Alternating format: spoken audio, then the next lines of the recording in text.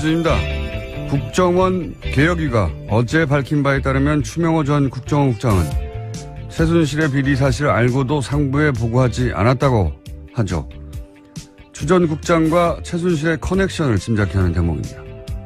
또한 추 전 국장은 이석수 전 청와대 감찰관이 우병우 전 민정수석을 감찰하자 오히려 이 전 감찰관의 동향을 우 전 수석에게 직보했다고 합니다. 추 전 국장과 우병우 전 수석의 커넥션을 여기서는 알 수 있습니다. 남은 건 최순실과 우병우의 커넥션.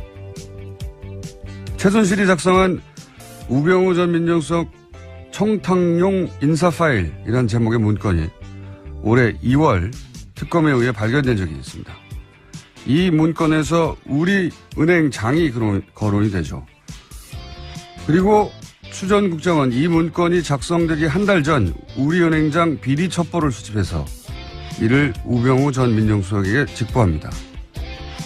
최순실의 관심사가 추 전 국장에 의해 수집되고 이게 우병우 전 민정수석에 직보되고 최순실은 그와 관련한 인사 파일을 우 전 수석에게 보내고 이 정도까지 왔는데 우병우 전 수석과 최순실의 관계를 못 밝혀내면 그건 검찰이 바보거나 아니면 봐주거나 둘 중 하나죠.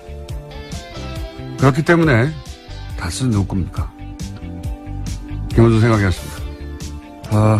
다스를 미뤄온 지 2개월 정도 됐는데 드디어 이제 수사가 본격적으로 이루어진다고 해요. 예. 수사가 이제 막 착수된다고 하니까 결과가 나올 때까지 계속 가겠습니다. 오프닝에 대해서 좀 할 말이 좀 더 있는 게 어제 저희가 이거 하다가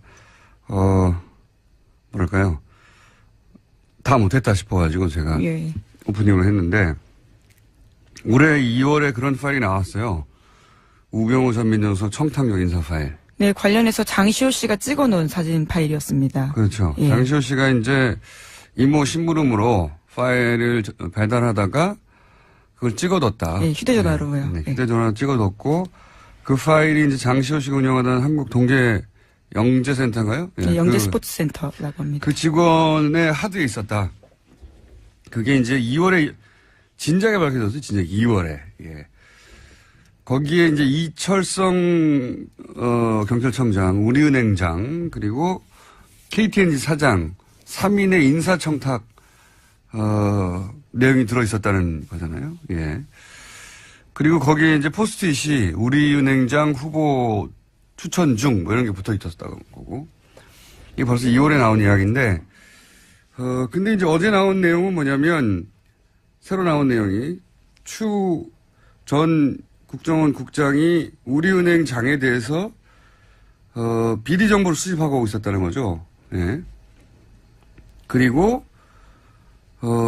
이게 언제냐면은 최순실이 지금 방금 언급한 그 문건이 우병우 전 수석에 가기 한 달 전이에요.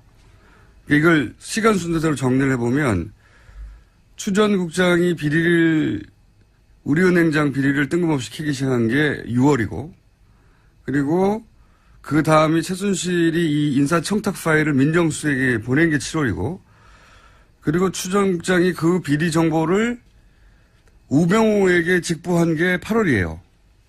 순서대로. 그러니까 이제 이걸 이제 조합해 보면 어떻게 나오냐면 최순실은 추 전 국장을 통해 가지고 자기가 바꾸고 싶은 사람의 뒤를 캐라고 하는 겁니다. 그러면 그쪽에서 열심히 뒤를 캐요. 그리고 자기가 원하는 사람이 있을 거 아닙니까? 추천 중. 원하는 사람은 민정에 보내서 검증을 하게 하는 거예요. 이 사람 해도 되겠냐고.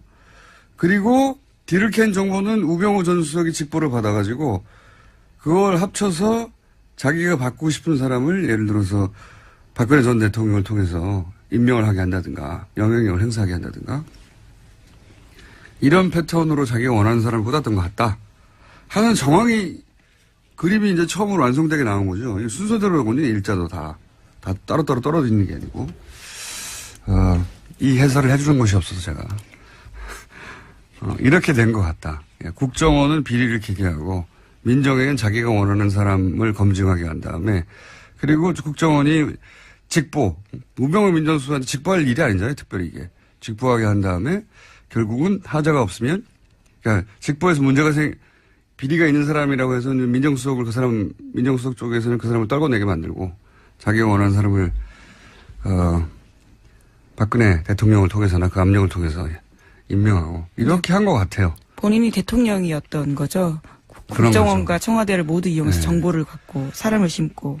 그 추 전 국장이 우병우 전 민정수석에게 직보를 한 이유는 최순실 씨한테는 아무런 그 공권력이 없었기 때문에 직접적으로는 자기가 그걸 보고를 받아봐야 그걸 가지고 누굴 때릴 수는 없잖아요. 그러니까 비리를 캐게 하는 것은 하게 하되 그 비리의 결과는 민정수석한테 보고하게 하는 거죠.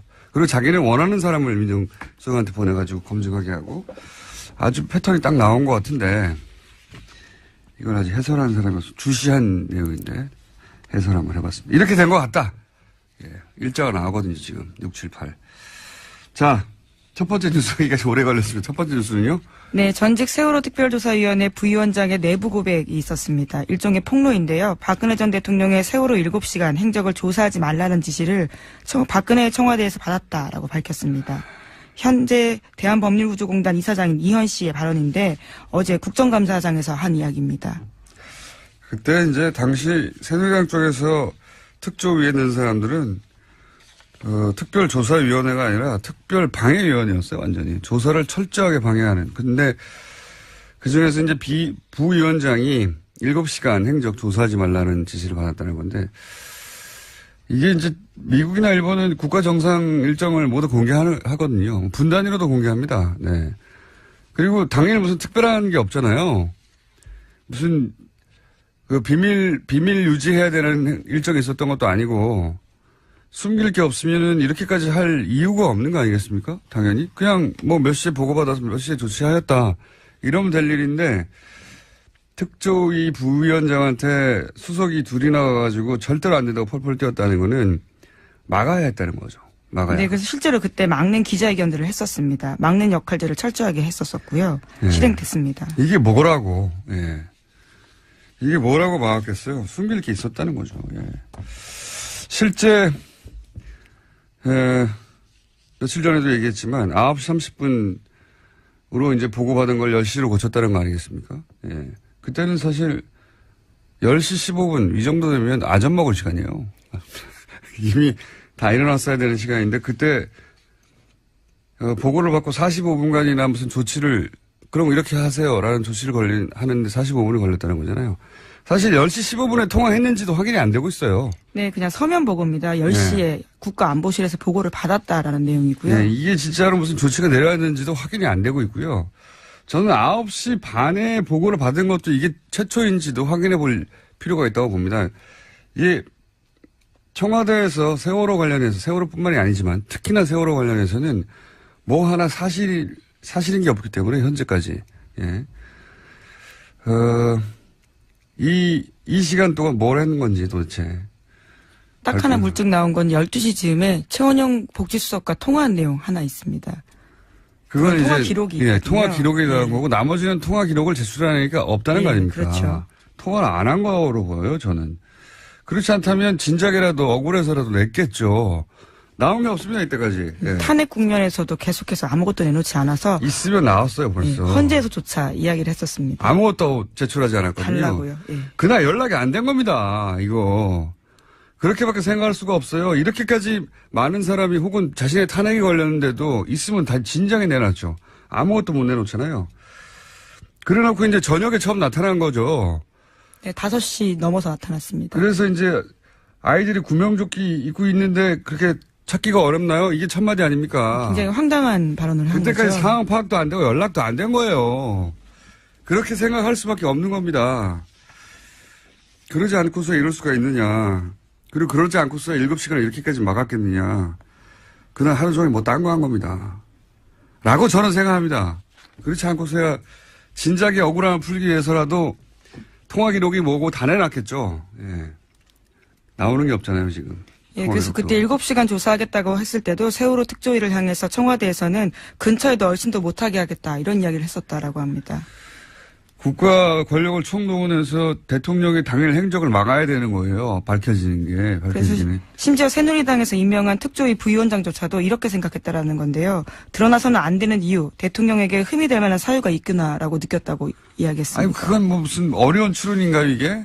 이렇게까지 막을 일이라고 생각 들지 않는다. 이렇게까지 막으니까. 그래서 저는 이 9시 반이라는 문건도 한번 작성된 다음에 또 한 번 고쳐진 것만 두 번째 문건이 아닐까 이런 생각도 하는 것이 숫자가 안 맞아요. 숫자가 안 맞다는 얘기는 이 당시까지만 하더라도 구조 몇 명이라는 숫자가 아직 나오지가 않은 상태였거든요. 근데 거의 최종 숫자하고 비슷한 숫자를 처음 보고받아요. 처음부터. 저는 의구심을 아직도 가지고 있습니다. 예. 지금 뭐 이런 게 드러날까봐 지금 서버를 다 없애버렸다는 거 아니에요? 예. 네, 어제 JTBC가 보도한 내용인데요. 박근혜 전 대통령의 탄핵안이 국회에서 가결된 뒤에 청와대 서버가 무더기로 폐기됐다라고 합니다. 지난해 12월 달에는 서버 22대가 폐기됐고요. 또 탄핵이 결정된 다음인 지난달 4월 달에도 서버 60대가 폐기가 됐다고 합니다. 대통령이 탄핵되냐 마냐 하는 과정에서 이 관련 정보를 내놓으라고 하는데 내놓지를 못하는 걸 보면 없는 거예요. 통화 기록도 없는 거고 다들 거짓말하는 겁니다. 김관진 당시 안보실장도 뭐 자신과 뭐 통화를 했다느니 어쩌고 이런 얘기 했지 않습니까? 안 했다고 봅니다. 저는. 네. 그러니까 못 내놓죠. 우선 기록이 없습니다. 정말. 통화를 했는데 기록이 있으면 동어 반복인데 하여튼 예. 갑자기 승질이 나가지고요. 당시에 세월호 특조위 가지고 얼마나 말들이 많았어요. 예. 이거 그리고 세월호 유가족들이 지금 무리한 거 요구한다고 조중동을 비롯해서 얼마나 난리쳤습니까 유가족한테. 그때 소위 세금 도둑이라는 프레임으로서 엄청나게 공격을 해댔었습니다. 조중동은 가만히 있나요? 자기들 잘못한 건 고백 안 하나요? 자, 다음 순요. 네, 문무일 검찰총장이 어제 기자회견을 했는데요. 이명박 전 대통령에 대한 수사 가능성을 시사했습니다. 어제 기자간담회에서 이 전 대통령도 수사 대상이냐라는 기자들의 질문에 이렇게 답했습니다. 수집된 증거를 갖고 검찰이 외면하기는 어려울 것이다. 수사 대상에 한정이 있는 것도 아니다라고 말했습니다.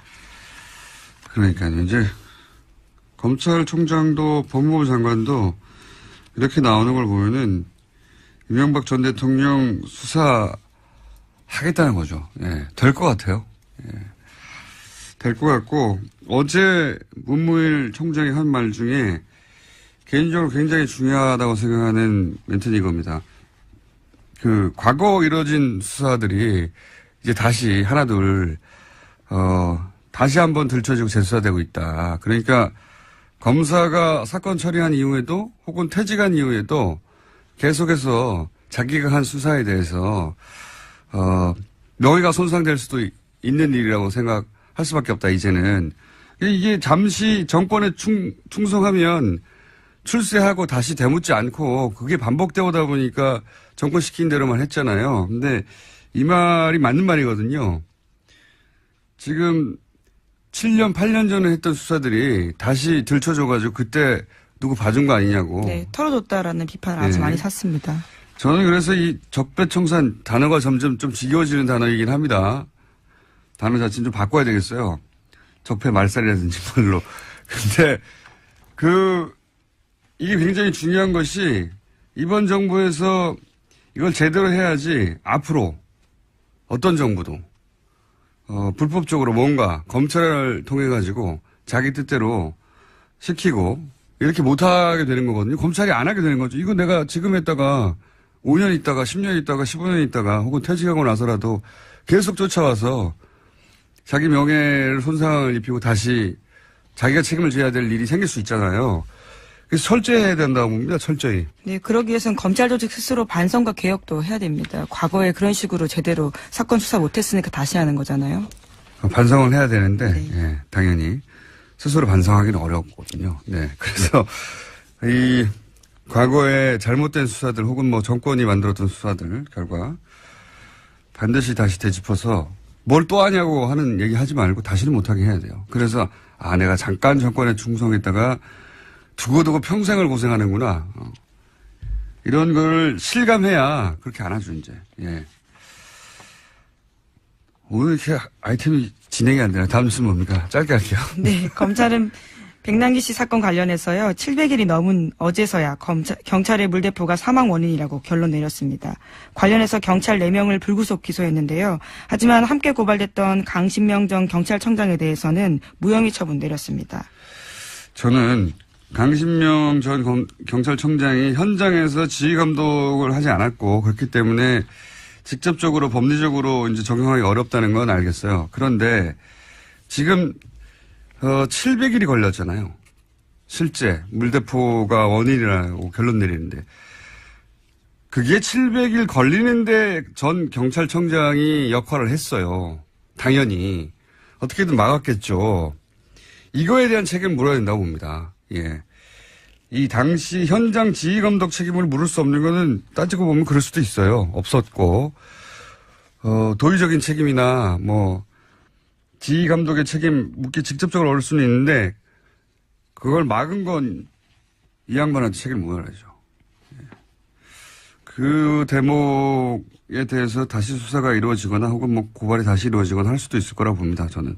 지금은 이제 지휘감독에 대한 책임을 물었다고 보면. 네, 예. 하지만 당시 최고 지휘부이긴 했습니다. 강신명 전 청장 같은 경우에. 그래서 뭐 예를 들어서 최고 지휘부로서 책임을 지고 사퇴한다 뭐 이런 책임을 보통 묻긴 하는데 그게 아니라 법적인 책임을 물을 때 어떻게 700일이나 걸렸느냐. 예. 이 책임은 저는 전 경찰청장이 져야죠. 예. 그 대목에 대해서는 누군가가 또다시 그 질문을 하게 될 거라고 봅니다.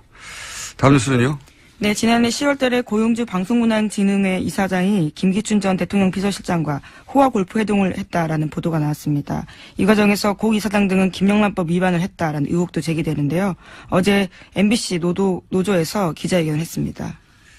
김영란법보다 더 중요한 거는 최순실 게이트가 올라올 때 김기춘 전 비서실장이 MBC 관계자들을 따로 만났다는 거죠. 핵심은. 예. MBC에서는 최순실 관련 보도가 거의 안 나왔죠. 예. 네, 찾아보기 힘들었습니다. 정말. 그런 상관성이 있지 않겠는가 하는 의혹을 가질 만한 내용이고요. 다음 뉴스는요. 네, 박근혜 정부 초기 국군 기무사령부가 김관진 국방부 장관이 인사 독점한다라는 보고서를 청와대에 올렸다라고 합니다.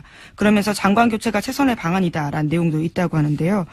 더불어민주당의 이철희 의원이 열람한 문건 내용입니다. 특히 이명박 정부에서 정치권의 영향력자들이 군 인사에 개입해서 인사기강의 문란이 자초되고 있다라는 내용도 있습니다. 김관진 전 실장은 형사 책임을 면키 어려운 영역이 아주 광범위하게 확대돼 가고 있네요. 예. 본인이 맘대로 인사를 주물러서 예. 기무사조차 장관을 바꿔야 된다. 이런 얘기 보고가 있었다는 얘기죠. 네, 기무사 보고에 보면 이런 내용이 있는데요. 새 정부 들어서 예상과 달리 현 장관이 유임됐다라는 내용이 있습니다. 예상과 달리. 어쨌든 김관진 전 실장은 예, 두루두루 참 역량이 출중했어요. 네, 자 다음 하나 정도 더 하면 끝내야 될 것 같습니다. 예. 네, 국민의당이 다른 정당과의 통합 문제와 관련해서 비밀리에 여론조사했다라는 오늘 아침 조선일보 보도가 있습니다. 그 결과 국민의당과 바른정당이 합당할 경우 시너지가 가장 크다라는 내용이 담겨 있다고 합니다. 저도 좀 이 기사는 봤는데 좀 재밌는 기사예요. 예. 민주당과 국민당이 합칠 경우에는 산수랍보다 작다. 지금 현재 지지율. 당연한 거 아닙니까? 그냥 호남에서 지지율도 겹치고 보수층도 빠져나가고 민주당 단독으로 이미 50%대잖아요. 예. 더 올라갈 데가 별로 없어요. 사실은 한 정당이. 예.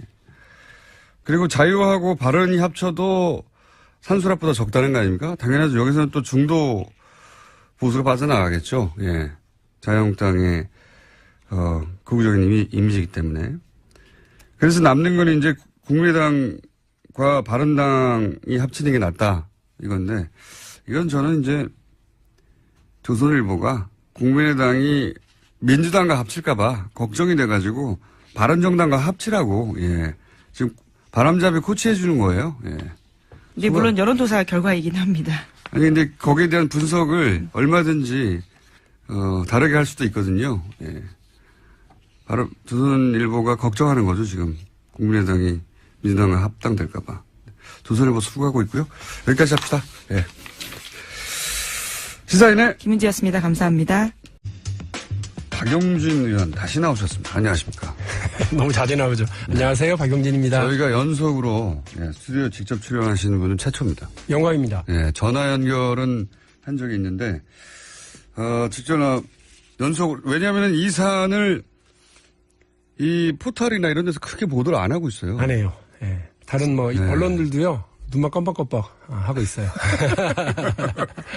굉장히 중요한 사안인데 제가 보기에는 그렇습니다. 이게 정말 삼성의 힘인 건지 아니면 사안의 중요도가 떨어져서 그런지 근데 저희는 사안이 대단히 중요하고 크다. 왜냐하면 지금 의원님 말씀대로 그게 제대로 밝혀지고 나면은 조 단위의 세금이 들어오는 거 아닙니까? 네. 그리고 그만큼의 처벌이 삼성한테 갈 것이고 굉장히 중요한 사안인데 그리고 처음으로 밝혀낸 건데 보도를 안 해줘가지고요.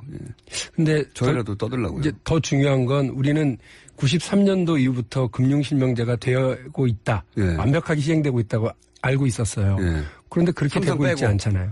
삼성 그리고 정치인, 권력 가진 사람, 힘 있는 사람, 돈 많은 사람은 다 차명 계좌로 뭔가를 하고 있고 우리 서민들만 가면 뭐 내라 해가지고 서류만 한 10대장에 사인을 해야 계좌 하나 열리죠. 그리고 그렇다고 해도 삼성처럼 누군가가 예를 들어 차명이 있다 하더라도 사조식이나 있겠습니까? 그렇죠. 사조식이나. 큰일이죠. 자, 사조짜리 차명이 있다는 건 이미 밝혀졌어, 2008년에. 그렇죠. 근데 이제 그때 어제 내용을 잠깐 요약하면 그때 당연히 세금 내고 벌금 내고 기타 등등 내야 될 거 다 낸 줄 알았어요. 안 냈더라. 그걸 정상적으로 냈으면 거의 사조가 다 털릴 수도 있는 이 털린다는 표현은 어제 의원님 직접 하신 겁니다. 털릴 수도 아니 어제는 까일 수도 있다고 그랬죠. 지나치게 저렴하게 하셔가지고 다 없어질 수도 있는 돈이었는데 세금으로 털어서 그런데 고스란히 다 이건희 회장의 개인 주머니로 들어갔더라. 더구나 개인 주머니에 들어간 것이 삼성의 지배력을 강화하는데 고스란히 쓰였더라. 그렇습니다. 근데 그걸 또 감독기관에서는 구입 당시의 가격으로. 구입 당시의 가격으로 지분을 인정해줘서 삼성만 금산분리에서 벗어나도록 해줬더라. 이런 특혜의 종합판을 어제 봤는데 그래서 끝난 줄 알았더니 또 있다고 그래가지고 오늘은 더 재밌는 게 있다고 그래서 나오셨습니다. 그 후속으로 뭐가 있습니까 또? 일단 확인할 거는요. 삼성이 지금 기자들을 대상으로 해서 우린 세금 낼 거 다 냈다 이렇게 얘기를 하고 있는 걸로 제가 파악을 했어요. 우리 전면에 나서서 정직하게 얘기를 하면 되는데 그렇게 안 하고 이제 기자들 대상으로만 하는 거예요. 그런데 삼성이 냈다고 하는 건 그 4조 5천억 원을 이건희 개인 호주머니로 들어가게 하기 위해서는 꼭 내야 하는 증여세, 양도소득세, 종합소득세 이런 거를 냈다고 하는 거예요. 그러니까 금융실명제법상으로 내야 하는 과징금과 이자 및 배당소득 차등과세 거의 이건 99% 내야 되거든요. 그거에 대해서. 그리고 그러니까 제가 어제 금액의 절반은 또 과징금으로 내야 이게 탈 털릴 거다 이렇게 표현을 했었던 이유도 그런 건데 그걸 다 피해가고 증여세만 냈다. 그렇죠. 일부 세금만 낸 거를 다 낸 것처럼 지금 얘기하는 건 맞지 않다 이렇게 말씀을 드리고요. 사실관계 하나. 어제는 금융감독원입니다. 금융감독원은 금융기관, 은행들을 이렇게 관리감독하는 집행기관인데요. 거기다가 물어봤죠. 2008년도에 나가서 확인했을 때 왜 징계했냐. 그러니까 왜 징계했느냐면 주민등록증 가져온 사람하고 이 돈 주인하고 다르다고 하는 걸 자기들이 알았다는 거예요. 알면서도 계좌를 열어줬대요. 은행이 알면서 했대. 그래서 징계를 265명을 했다. 그러니까 차명인주 뻔히 아는데도 계좌를 개설해 준 것은 금융실명제법 위반이기 때문에 징계를 그때 했다. 그리고 잘하셨다. 그런데 그 돈 찾아갈 때는 누가 찾아갔냐 했더니 갸우뚱하더니 저희가 알기로는 삼성 구조본에서도 다 찾아갔다. 근데 금융실명제법에는 차명계좌에 이름을 빌려준 명의인이 자기 주민증하고 도장하고 들고 와서 찾아가야 되는 거예요. 그렇겠죠. 혹은 전환을 해주거나. 근데 그렇게 안 했다고 하는 거를 어저께 금융감독당국한테 확인을 했고요. 알고 있었다는 얘기네요. 그것도 알고 있었고요. 이제 두 번째. 첫 번째는 그 위법 사실을 알고 있었다. 위법 사실이 이미 이제 금융실명제법상 있었다. 삼성이 돈을 찾아가는 과정에서. 두 번째로는 이 계좌들 중에 그 486명의 그 이름 중에 1199개 계좌 중에 혹시 본인은 모르고 네.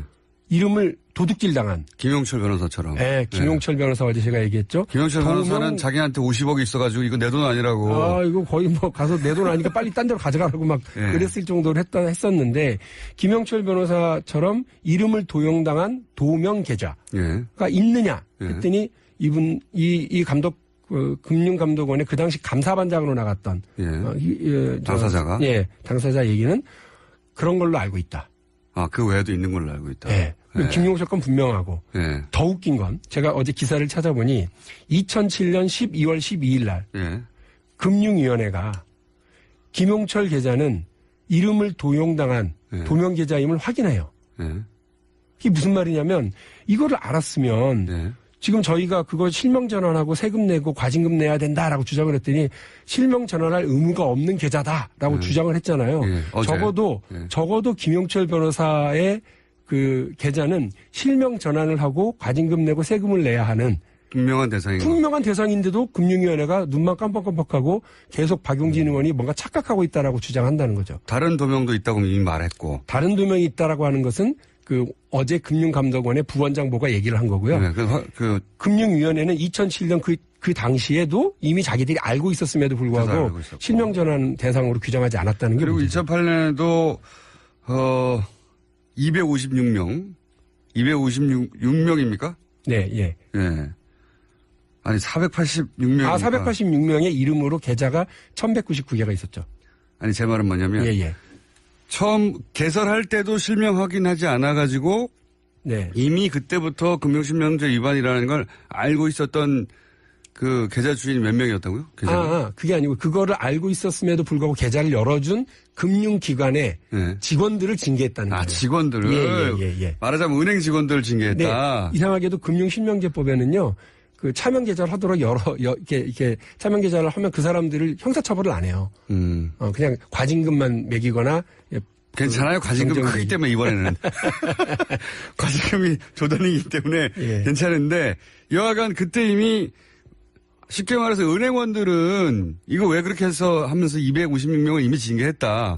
그런데 정작 그렇게 차명 개설한 삼성은 징계를 안 했다는 거 아닙니까? 한마디로 말해서.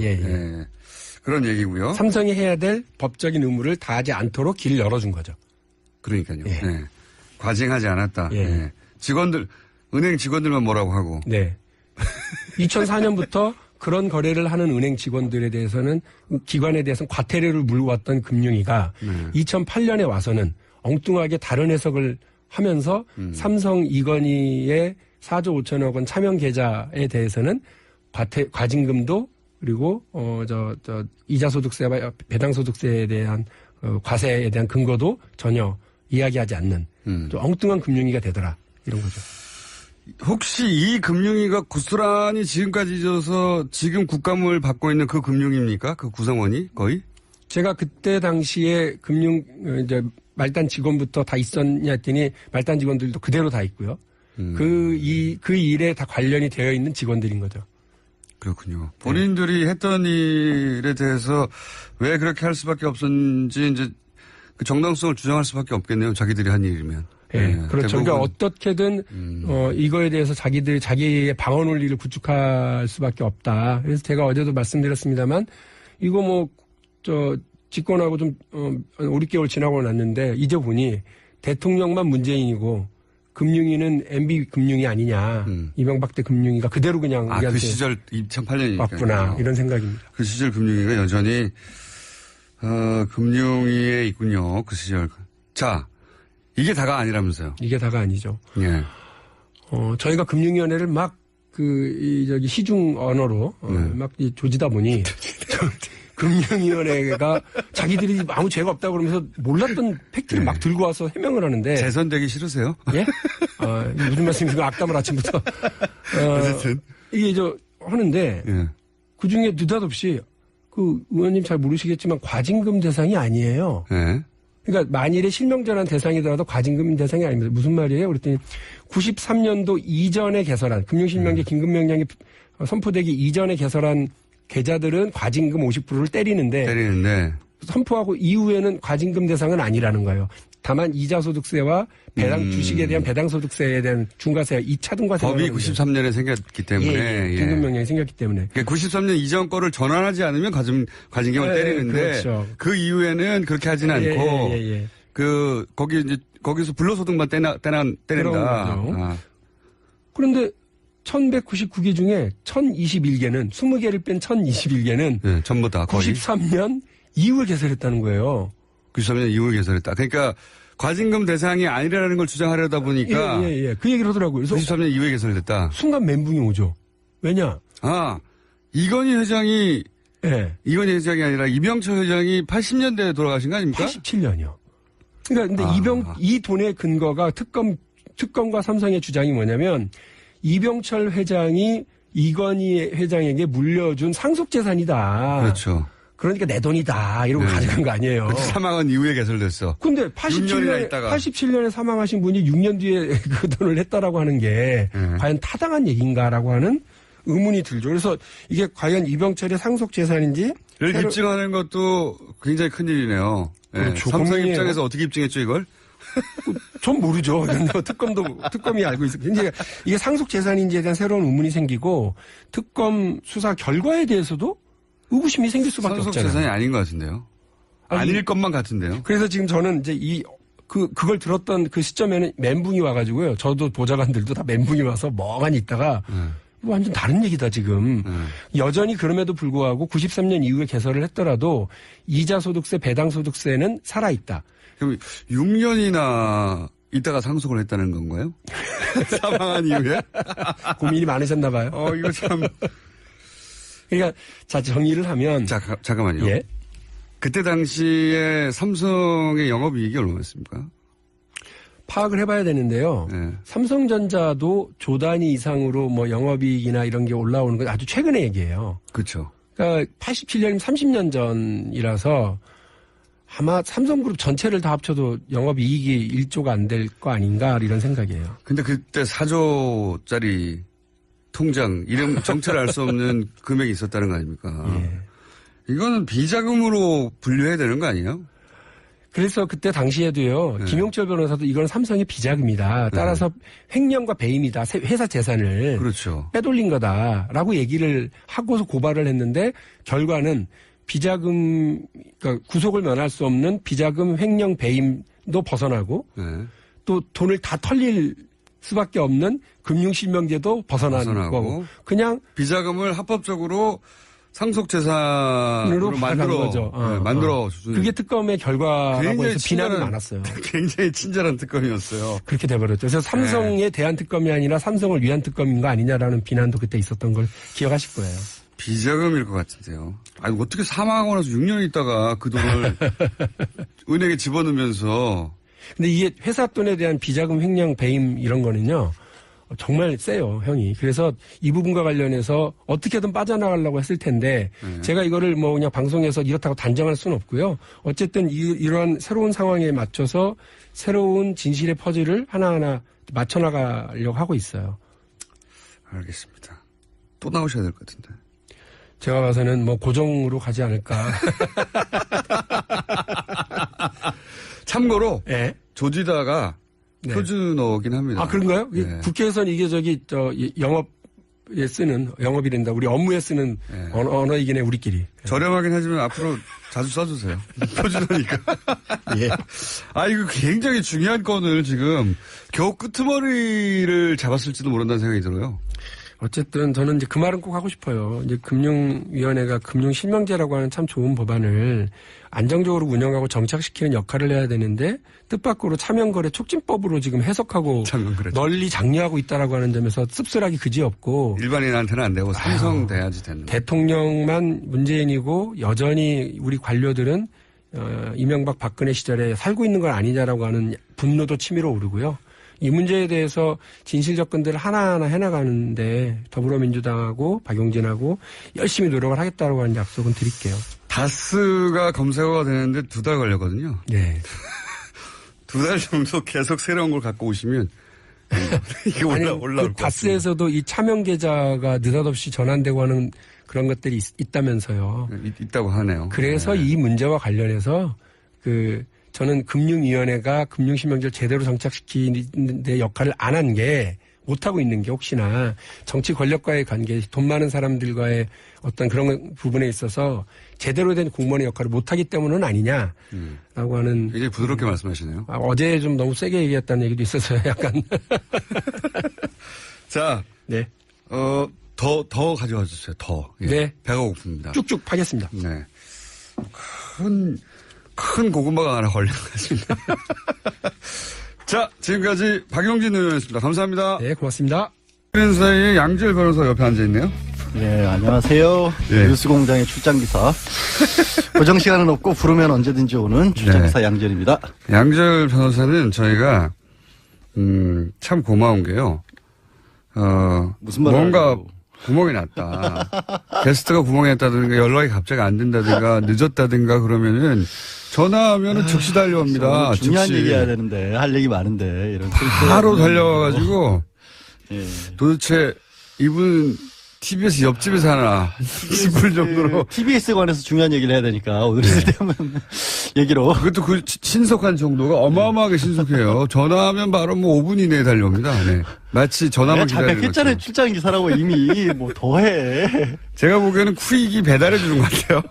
어디 있든 간에. 엄청나게 빨리 달려옵니다. 자. 예. 그래서 저희 제작진이 항상 고마워하는 양지열 변호사님. 네, 공장장은 아끼지 않는. 네. 예. 저는 무시하고 있는 양 언니. 예. 양 언니 괜찮아요. 자. 오늘 중요한 얘기 해야 돼요. 오늘 예. 무슨 얘기입니까? 아니, 갑자기 국감장에서 TBS가 불법이라고 막 얘기를 하는 바람에. 그뿐만 아니라 요즘 인기예요, 국감장에서. 너무 좋아요, 사실. 너무 좋아하지 마요. 너무 좋아하니까 아니, 지금 자꾸 화제가 올라서 TBS 이렇게 찍힌 거 아니야.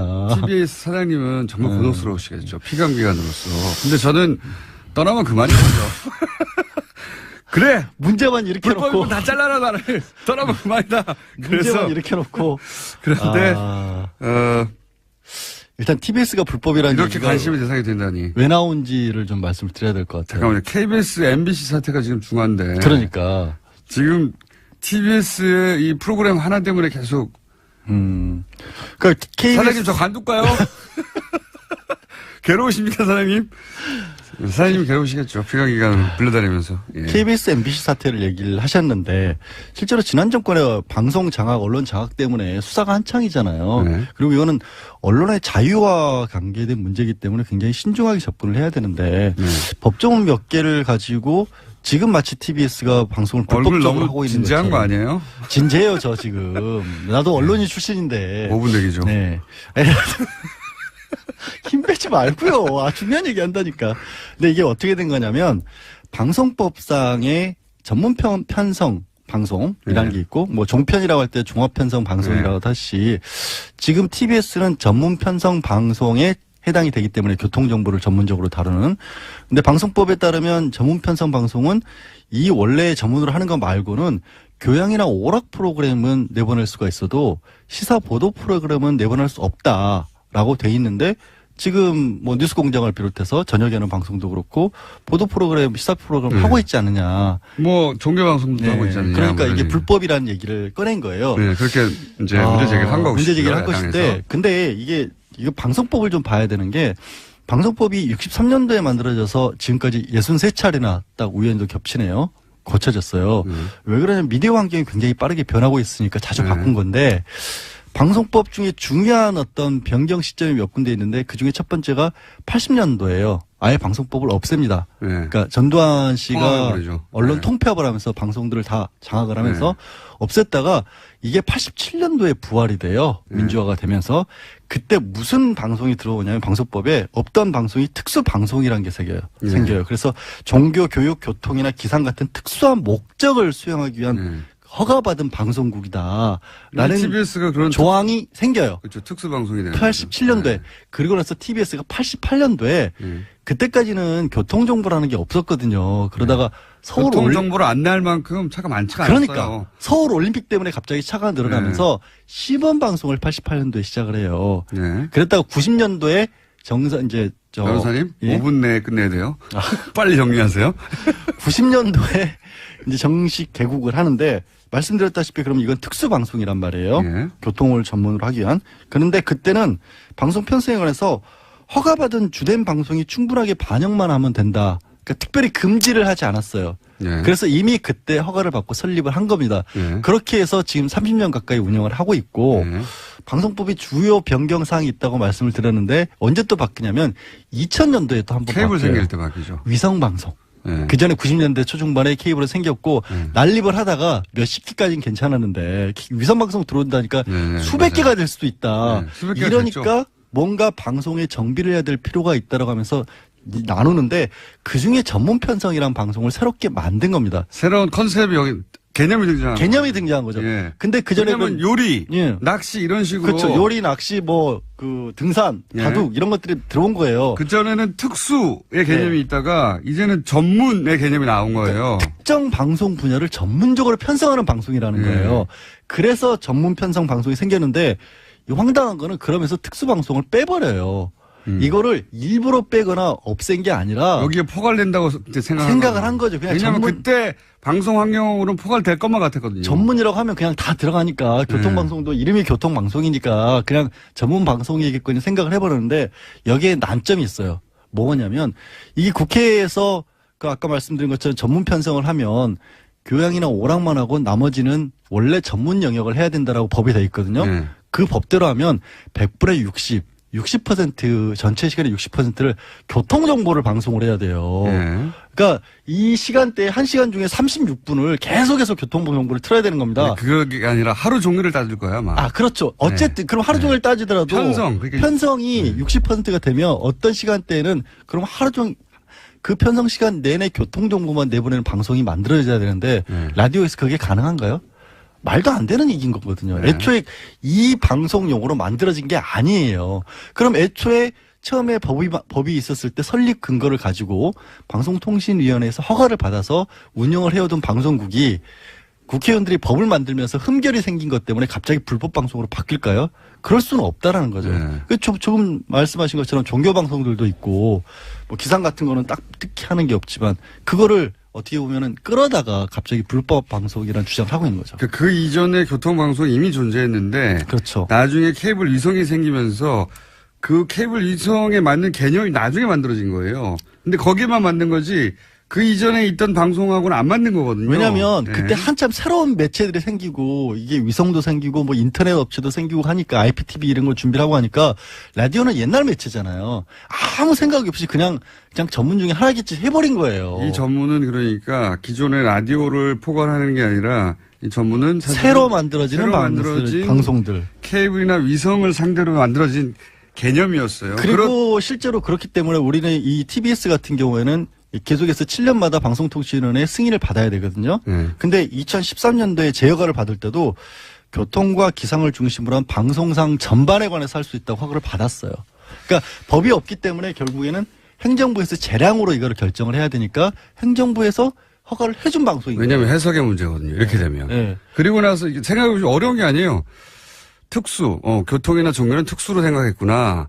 그리고 나서 요리 프로그램이니 뭐 이런 거 전문적으로 하는 방송이 생기니까 전문 평성이라는 개념이 생겼고, 그 다음에 이제 그 방송들은 그 전문 방송들은 자체 제작에 한계가 있으니까 40%는 그냥 교양 오락 같은 걸 다른 데서 튼 걸 재방송을 틀어도 된다. 네. 왜냐하면 전부 다 만들어서 하면 방송국 운영이 너무 부담스럽으니까 이런 개념이었거든요. 그러고 나서 이제 보수 매체들이 자기들한테 방송 달라고 하니까 종편이라는 개념이 생긴 겁니다. 종합편성 방송도 네. 그때쯤 만들어졌어요. 그래서 종편, 전문, 특수 이런 개념들이 그때 생긴 거고 이게 이제 이 시대 변화에 따라 생긴 건데 이게 정확하게는 맞아떨어지지 않으니 그때 모든 매체를 다 개념 짓지 못하니까 그래서 행정부에서 너무 박근혜 정부 방송해라. 때도 아니 그러니까 제가 보니까 2015년 7월부터 TBS를 나오고 있었거든요.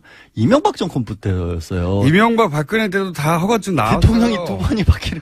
단 광고만 그렇죠. 상업 방송이 아니기 때문에. 네. 근데 그때도 국감 때 다 시사 방송 한다고 했었어요. 한 가지 문제라면 지금 이제 독립법인이 아니라는 문제는 문제가 있긴 한데 그건 별개의 문제입니다. 별개의 문제고 네. 아니 뉴스공장이 불편하면 김어준을 쫓아내면 되지. 맞습니다. 왜 TBS가 불법을 맞습니다. 그러냐고. 이거는 TBS 불법을 주장할 게 아니고 김어준을 잘라라고 주장해야 돼요. 김어준을 자르고 싶은 건 사실은 방송의 주인은 네. 청취자잖아요. 게다가 청취율이 안 나오고 실제 보도 금지를 못하게 시사를 못하게 하는 방송은 따로 있어요. 그렇죠. 그거는 따로 명기해 줍니다. 예. 김어준을 TBS 는 쫓아낼 없어요. 방법은 간단해요. 김어준이라는 방송에서 청취율이 떨어져 청취자들이 공감을 못하겠어 재미가 없다. 그러면 알아서 담당 PD가 형님 저 좀 보십시오 하고 위에서 양절로 바꾸래요. 이렇게 됩니다.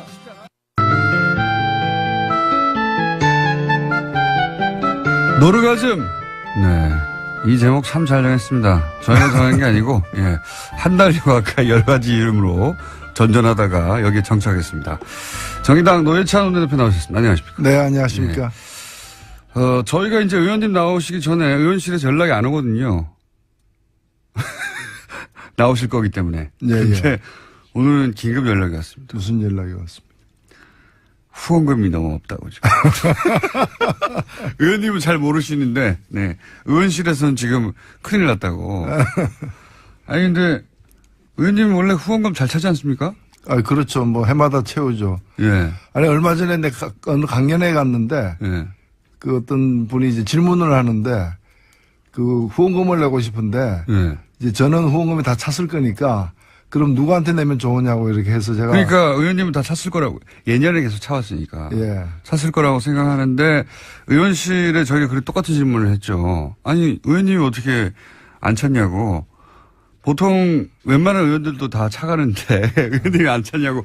5천만 원밖에 안 찼대요. 3억까지인가요? 올해는 3억까지죠.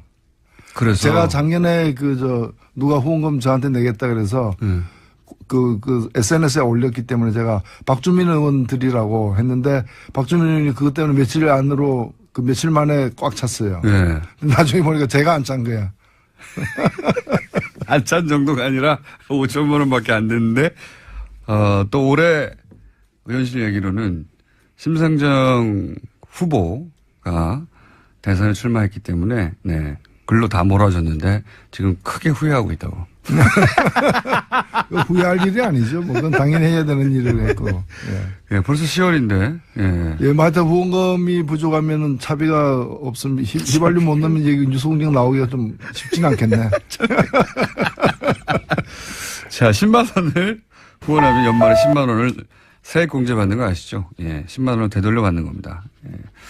계좌는 저희가 말씀드릴 수 없고요. 의원실에 문의해 주시고. 하여튼 갑자기 뜬금없이 의원실에서 큰일 났습니다. 연락이 와서. 잠깐 광고를 했습니다. 네. 의원님? 예. 다스는 누구 겁니까? 왜 알면서 묻습니까? 다스는 누구 겁니까? 근데 이게 굉장히 영향이 큰 것 같아요. 네. 모든 사람이 지금 근데 다스는 누구 겁니까? 이게 뉴스공장이 생각보다 영향이 큽니다. 예. 네. 모든 댓글에 이걸로 달리고 있어요, 요즘. 예. 제가 국정감사에서 물어보려고 그래요. 검찰총장한테. 다른 질의 다 하고 난 뒤에, 근데 다스는 누구 겁니까? 제가 질문을 예고했으니까, 검찰총장님 답변 준비해 주십시오. 아니, 그리고, 윤석열 지검장도 증인으로 채택되지 않았습니까? 예? 윤석열 지검장도? 법사위는 아니지만? 예, 예. 증인으로 채택된 걸로 아는데. 그죠? 아, 그렇습니까? 제가 알기로는 그런데. 예. 거기, 다른 위에 가서. 다른 상임위원회니까. 네, 가서 뭐, 구경 가서 하시면 안 돼요? 다스는 누구 거냐? 이 질문이 중요한 질문이에요, 사실은. 굉장히. 예, 결국은 그 이전의 땅 문제, 그 이후에 BBK 주가 조작 문제 다 연결되어 있는 거거든요. 그리고 그 이후에 140을 돌려받기 위한 어떤 직권남용 문제, 굉장히 많은 사건이 연루돼 있는 겁니다, 사실. 이미 또 며칠 전에도 고발됐더라고요, 직권남용으로. 그리고 대통령 임기 때는 공수시효가 중지되기 때문에 예, 다 살아 있습니다. 그렇습니다. 다행히. 예. 그래서 대통령 임기 중에 직권남용이 있었다면 그때는 형사소추가 되지 않는 대신에 공소시효가 정지되어 있기 때문에 지금 살아있다. 예, 공소시효 남은 것들이 많습니다, 사실. 네. 다스는 누구 겁니까? 중요한 질문입니다. 검찰총장도 뭐 증거가 나오면은 제한 없이 수사한다고 했으니까 수사될 가능성이 대단히 높다고 봐야겠죠. 예, 제가 며칠 전 법사위에서 법무부 장관에게도 똑같이 물었어요. 물었는데 일단 제가 조사를 한 바로는 이 이명박 전 대통령이 국정원법이라거나 공직선거법, 그다음에 특정경제가중처벌법의 국고손실죄, 뭐 정보통신망법상 명예훼손, 뭐 군형법상 정치관여죄 제목이 6개가 넘어요. 진짜 이게 앞으로 나올 제목까지 합하면 한 다스 넘을 수도 있어요. 근데 이걸 다 조사를 해봤더니 최소 징역 5년. 최소 징역. 예, 그리고 최대 무기징역. 최대 무기징역. 까지 받을 가능성이 있습니다. 최소가 5년이군요. 예, 그 범죄 지금 이제 혐의가 있는 그 제목 중에서 가장 그 처벌이 약한 게 5년이라는 뜻이고. 예, 그리고 이제 제일 센 거 이제 국고손실죄 같은 경우는 굉장히 세거든요. 여기 이제 적용이 되면은 무기징역까지도 가능한 거죠. 국고손실, 자원외교에 국한해서 본다 하더라도 국고손실의 신화적인 사례를 남기지 않았습니까? 그렇죠. 예. 대한민국 최고죠. 예. 제대로 수사가 될 수 있을지 모르겠습니다. 근데, 되기만 한다면은 하여튼 이런 선거도 가능하다. 근데 우리가 박근혜 전 대통령 때도 그랬지만은 탄핵이 과연 가능할까? 는 많이 언급이 됐지만 구속되고 재판받는 것까지는 사실은 그까지 진척되리라고는 생각 못한 상상을 잘 못했죠. 많습니다. 지금도 전직 대통령이 감옥에 있는데 그 전직 대통령을 또 집어넣는다는 게 가능할까 이렇게 생각하는 분들 많지만은 이거는 인간의 의지가 가능하게 만드는 것이 아니라 본인들이 저질러 놓은 어떤 그 명백한 지울 수 없는 없앨 수 없는 증거, 그 증거들이 이 상황을 만들어내는 거거든요. 맞습니다. 예, 그래서 그 증거는 누가 지금 새로 만드는 게 아니라 본인들이 다 만들어 놓은 거, 밭에서 고구마 캐듯이 밭을 갈다 보면 자꾸 나오기 때문에 이제 그게 제 발로 들어가는 거죠, 사실은. 그래서 누가 밀어넣는 게 아니고. 그래서 지금 뭐 남태령 국에 거의 넘었어요, 이제. 좀 더 가면은 이제, 안양, 의왕시, 포일동, 서울구치소 그게 있죠.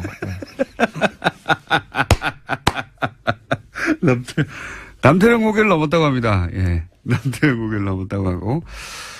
실제, 지난번 이미 2008년에 특검이 있었지 않습니까? 예. 2007년이었나요? 특검이 있었는데, 당시 특검에 참여했던 이제 검사들의 이야기를 들어보면, 그때도 지금 얘기하는 거하고 상관없이 다스 관련해서 대략 한 150억 원 가까운 비자금. 이거는 언론의 보도가 크게 안 됐죠. 그렇죠. 예. 특검이 그 비자금을 발견했다는 거 아닙니까? 예. 지금 매사 나오는 얘기지만. 비자금을 발견했고, 당시에 그 퇴임 후에 사저 마련을 위해서 갖고 있던 그 돈이 그 비자금으로 나왔다는 거를 한 단계만 더 수사하면은 그렇죠. 이제 확인될 수 있는 그런 상태에서 덮어버린 거죠. 덮어버렸다고 당시 수사에 참여했던 검사가 얘기를 하고 또 그 팀에 있었던 검사가 이번에 이 배당이 됐어요. 다스 관련해가지고. 그러니까 파면 나오게 돼 있는 겁니다. 그때 이미 자빠졌네요. 네. 저 스튜디오 뒤쪽에 있는 음악 장비가 하나 있는데. 언론 탄압이죠. 요즘에 유 총장이 곳곳에서 관심의 대상이 되고 있더라고요. 예. 국회가 사랑하는 방송입니다. 야당이 사랑하는 방송. 야당이 끊임없이 저희 방송을, 원래 국민들이 많이 들으면은 국회에서 관심을 갖게 돼 있습니다. 그런 것 같아요. 과거에는 KBS나 MBC가 그랬는데 요즘엔 잘 안 들으니까 가장 많이 듣는 방송으로 이제 시선이 집중되고 있는 거예요. 그래서 TBS가 시사 방송을 하는 것이 불법이다. 이게 가장 큰 프레임인 것 같고요. 근데 거기에 대해서는 이제 TBS 일하시는 분들은 억울한 점이 많아요. 네. 시사 방송을 하는 게 불법이 아니라 시사가 불법이죠. 그 시사의 내용에 불법들이 많으니까. 그리고 이게 못하라는 법이 있는 게 아니잖아요. 맞습니다. 제가 알고 있기로는 명문화된 거는 TBS 같은 경우는 상업 광고를 못하게 돼 있어요. 허가증에 그렇게 나와 있다고 해요. 허가증에 금지된, 왜냐면은 허가증에 그 시사 보도를 못하게 아예 명시한 것이 있습니다. 방송 허가를 낼 때. 예, 저도 나가봤습니다만은 예. 교통방송이 이 수도권 교통방송은 TBS잖아요. 예. 지역에는 TVN이거든요. 네네. 저도 뭐 이 경남 TVN에 출연도 해봤는데 거기는 이제 명문화돼 있다 그러더라고요. TV에는 보도를 못하도록 되어 있습니다. 네. 예. 또는 뭐 극동방송 광주 FM이나 광주만, 예, 광주만 특정하게 여기는 보도가 금지된다고 허가증에 써 있는 경우가 있어요. 그거를 어기면은 불법이고요. 그럼 지금 여기 TBS는 없습니다. 상업 광고 안 하죠? 상업방송 안 하죠. 예. 그러면 되잖아요. 그러니까 상업 광고만 허가증에 금지되어 있습니다. 구체적으로. 그래서 불법이 아닌데 TBS 있는 분들은 이제 피감기관이다 보니 그걸 세게 주장을 못 하잖아요. 예. 저는 피감기관이 아니거든요. 네, 사실관계를 말씀드립니다. 네. 그렇다. 네. 근데 이제 그걸 TBS를 문제 삼는 건 저 때문인데 그냥 저를 욕하세요. 그냥 저를 욕하시면 됩니다. 아니면 여기 출연해서 얘기하면 되잖아요. 출연 다들 하신 분이에요. 아니요. 아니, 뭐 홍준표 대표도 이게 한번 출연하고. 아니, 지금 문제 삼는 분들이 예. 예, 출연 다들 많이 하신 분들입니다, 여기서. 예. 불법 방송에 출연하신 거죠. 주장에 의하면. 자, 하여튼 국회에서 뉴스 공장의 인기가 날로 높아가고 있습니다. 하루 만에 끝날 줄 알았더니 계속하고 있고요. TBS 사장님은 고독스러워하고 있습니다. 알바 아닙니다, 저는. 뉴스 공장만 잘 되면 됩니다, 저는. 자, 박근혜 전 대통령이 이제 정치보복이라고 자신은 이제 20년을 받든 30년을 받든 상관 않겠다고. 예. 상관 않으시는 분의 그동안의 행태는 아니었어요, 사실. 예. 이번에 발표한 걸 보면은 본인이 직접 썼다고 하는 거 아니에요. 근데. 믿기진 않습니다만, 저는. 예. 예. 너무 고급한 어휘들이 사용해가지고. 일단, 한마디로 요약하면 나는 무죄다, 이거. 그렇죠. 나를 정치적으로. 두 마디로 하면은 이제 최순실은 유죄다. 나는 무죄다. 이렇게 돼요. 속았다는 거 아닙니까, 본인이. 그렇죠. 예, 한 사람에 대한 믿음이 상상조차 하지 못한 배신으로 되돌아왔다. 그러니까 최순실이 유죄이면 확실하다. 그러나 나는 무죄다. 그 누구로부터 부정한 청탁을 받거나 들어준 사실이 없다라는 거잖아요. 예. 나는 무죄다라고 얘기하면서 이제 향후 재판부는 재판부의 뜻에 맡기겠다. 예. 재판은. 여기는 이제 나는 무죄니까 너가 뭐라고 너는 아마 나를 유죄로 할 것 같은데 예. 나는 뭐 마음으로는 승복하지 않겠다라는 거죠. 예. 그러니 밖에서 나를 지지하는 분들은 더욱 더 떠들어달라. 이런 얘기도 거기에 행간에 들어있는 거죠. 그러니까 예. 저를 믿고 지지해 주시는 분들이 있고 언젠가는 반드시 진실이 밝혀질 것이다. 그러니까 자기를 믿고 지지해 주는 분들이 있어야 된다는 거죠. 예. 계속 있어달라 이제 계속 있어달라. 지금 국회에서도 그래서 단식도 하고 그러잖아요. 네, 한 분 단식하고 계시죠. 8일째인데 뉴스가 그렇게 보도가 안 돼서 좀 안타까워요. 예. 계속 중계를 해줘야 되는데. 그러고 보니까 저희가 그분을 인터뷰하러 가야 되겠네요. 쓰러지시기 전에. 해주실려나 모르겠는데. 전화번호를 알아내서 무작정. 전파의 남용 아닙니까? 반성하겠습니다. 예. 네. 말씀하도록 하겠고요. 박근혜 전 대통령이 이렇게 한다고 해서 자유한국당에 지금 통합으로 막 달려가는 속도가 주춤해질까요? 가긴 가겠죠. 가긴 갈 것 같아요. 약간의 영향은 있는데 네. 뭐 날이 흐리고 비가 좀 오는 정도이지 가긴 가겠죠. 지금 그렇게 계획을 갖고 있는 것 같습니다. 자유한국당 쪽에서는 최소한 10명 이상을 바랄 테고요. 12명이 돼야지 계속 얘기해왔지만 본인들의 뜻대로 정부가 하는 거를 국회 선진화법에 따라 모조리 막아설 수 있기 때문에 저는 12명 이상을 바랄 것 같은데 바른정당에서 그렇게 두 자릿수가 갈 수 있을까요? 한 번에 가진 못할 겁니다. 한 번 하지 못할 것이다. 예. 그러니까 이제 아마 한 번에는 작으면 5명, 많으면 9명. 예. 그 사이로 갈 것 같고. 그러니까 뭐 기차가 시간대마다 기차가 다 있다라고 이제 생각을 하고 있으니까 상황을 지켜보면서 그 다음에 가거나 또는 명분이 더 좀 만들어지면 가거나 이럴 사람들이 있기 때문에 한 번에 다 가지는 못할 것이다. 저는 자유한국당에서는 처음부터 두 자릿수 되지 않더라도 막 대여섯 명 넘어가면 그다음부터는 그 바른정당이 버티지 못할 거라 이런 전략을 생각하고 있을 거라고. 그렇죠. 많이 안 오면 안 받거나 이러지는 않을 거예요. 그러니까요. 좀만 와더라도 한두 명이 아니라 한두 명은 모르겠지만 대여섯 명 이상 오면 흔들리게 돼 있다 이렇게 생각하고 그렇죠. 초반에 빨리 그 대여섯 명 이상을 빼내기 위해서 노력하겠죠. 예. 그렇죠. 지금 그런 거 말고 자기들이 뭐 할 수 있는 일이 없다고 생각하는 거니까요. 김무성 전 대표는 가장 심하게 당시 새누리당을 공격하고 나왔는데 제가 보기에는 가장 앞장서 있는 것 같아요. 되돌아가는 길에 이제. 거의 제가 보기엔 백기투항하고 있는 수준인 것 같은데. 그렇게 안 보십니까? 네. 제가 가장 앞장서 있죠. 예. 분위기를 잡아서 끌고 나가려고. 네. 예. 그러는 것 같고. 왜 그럴까요? 왜? 제가 비행기에서 한번 만난 적이 있는데 뭐 몇 달 전입니다만은 그 지역에 있는 그 당원들 특히 이제 그 지방선거에 나가려고 하는 사람들 이런 사람들이 지금처럼 나누어져 있는 상태에서는 전혀 가망이 없기 때문에 아우성이다라는 그런 얘기를 하시더라고요. 그걸 뭐 나올 때부터 알았을 텐데요. 예, 그렇죠. 그러니까 어찌 보면은 사실 그 자유한국당도 그렇고 바른정당도 그렇고 이제 박근혜 그 친박 세력을 갖다가 청산하자. 그래야만 산다 정도의 문제의식으로 이제 사실은 그것이 안 받아들여지니까 나오게 된 거지 않습니까? 그러니까 이제는 이제 박근혜 대통령 정도가 출당이 된다면은 그럼 다시 들어갈 수 있다라는 거죠. 그리고 이 자유한국당 자체가 영남 지역에서의 그 최대 여전한 기득권이거든요. 기득권이기 때문에 좀 새로운 보수 철학으로다가 좀 혁신된 그런 어떤 노선으로다가 정치를 새롭게 하겠다라는 의지보다는 기존의 그 기득권에 기대어서 뭐 정치 생명을 또 연장하겠다라는 생각이 더 크다 보니까 지금 이제 박근혜 전 대통령 출당 문제 하나 이외에는 다른 게 문제가 안 된다고 이제 여겨지는 것이고 그런 거죠.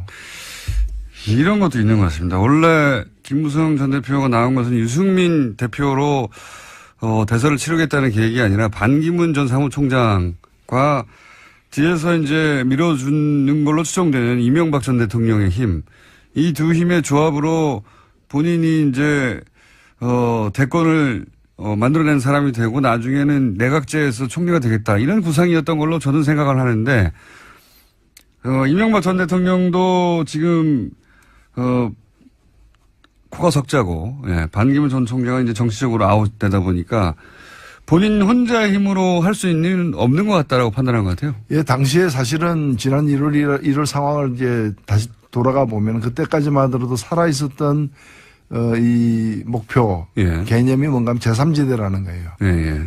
그리고 나중에는 신기루, 존재하지 않는 걸로 이제 확인됐지만 그 제3지대에서 이러저러한 그냥 정상적인 대통령 선거에서 이길 가능성이 거의 없어 보이는 사람들이 다 모여가지고 이제 그 제3지대로 모이자고.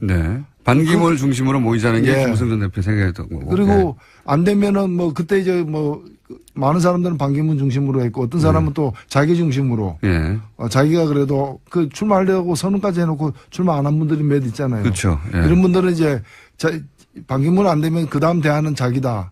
라고 생각하는 사람도 있고 그러면서 그들의 어떤 공동의 이익을 보장하는 방식을 개헌으로 해가지고 이제 이원 집정제 정도로 해가지고 권력을 갖다 공유하는 그런 걸로 하려고 했는데 그 제3지대가 결국에는 팔이 끈끈이가 된 거 아니에요. 그게 달라붙은 사람은 다 이제 현실에서 이제 무력화되는.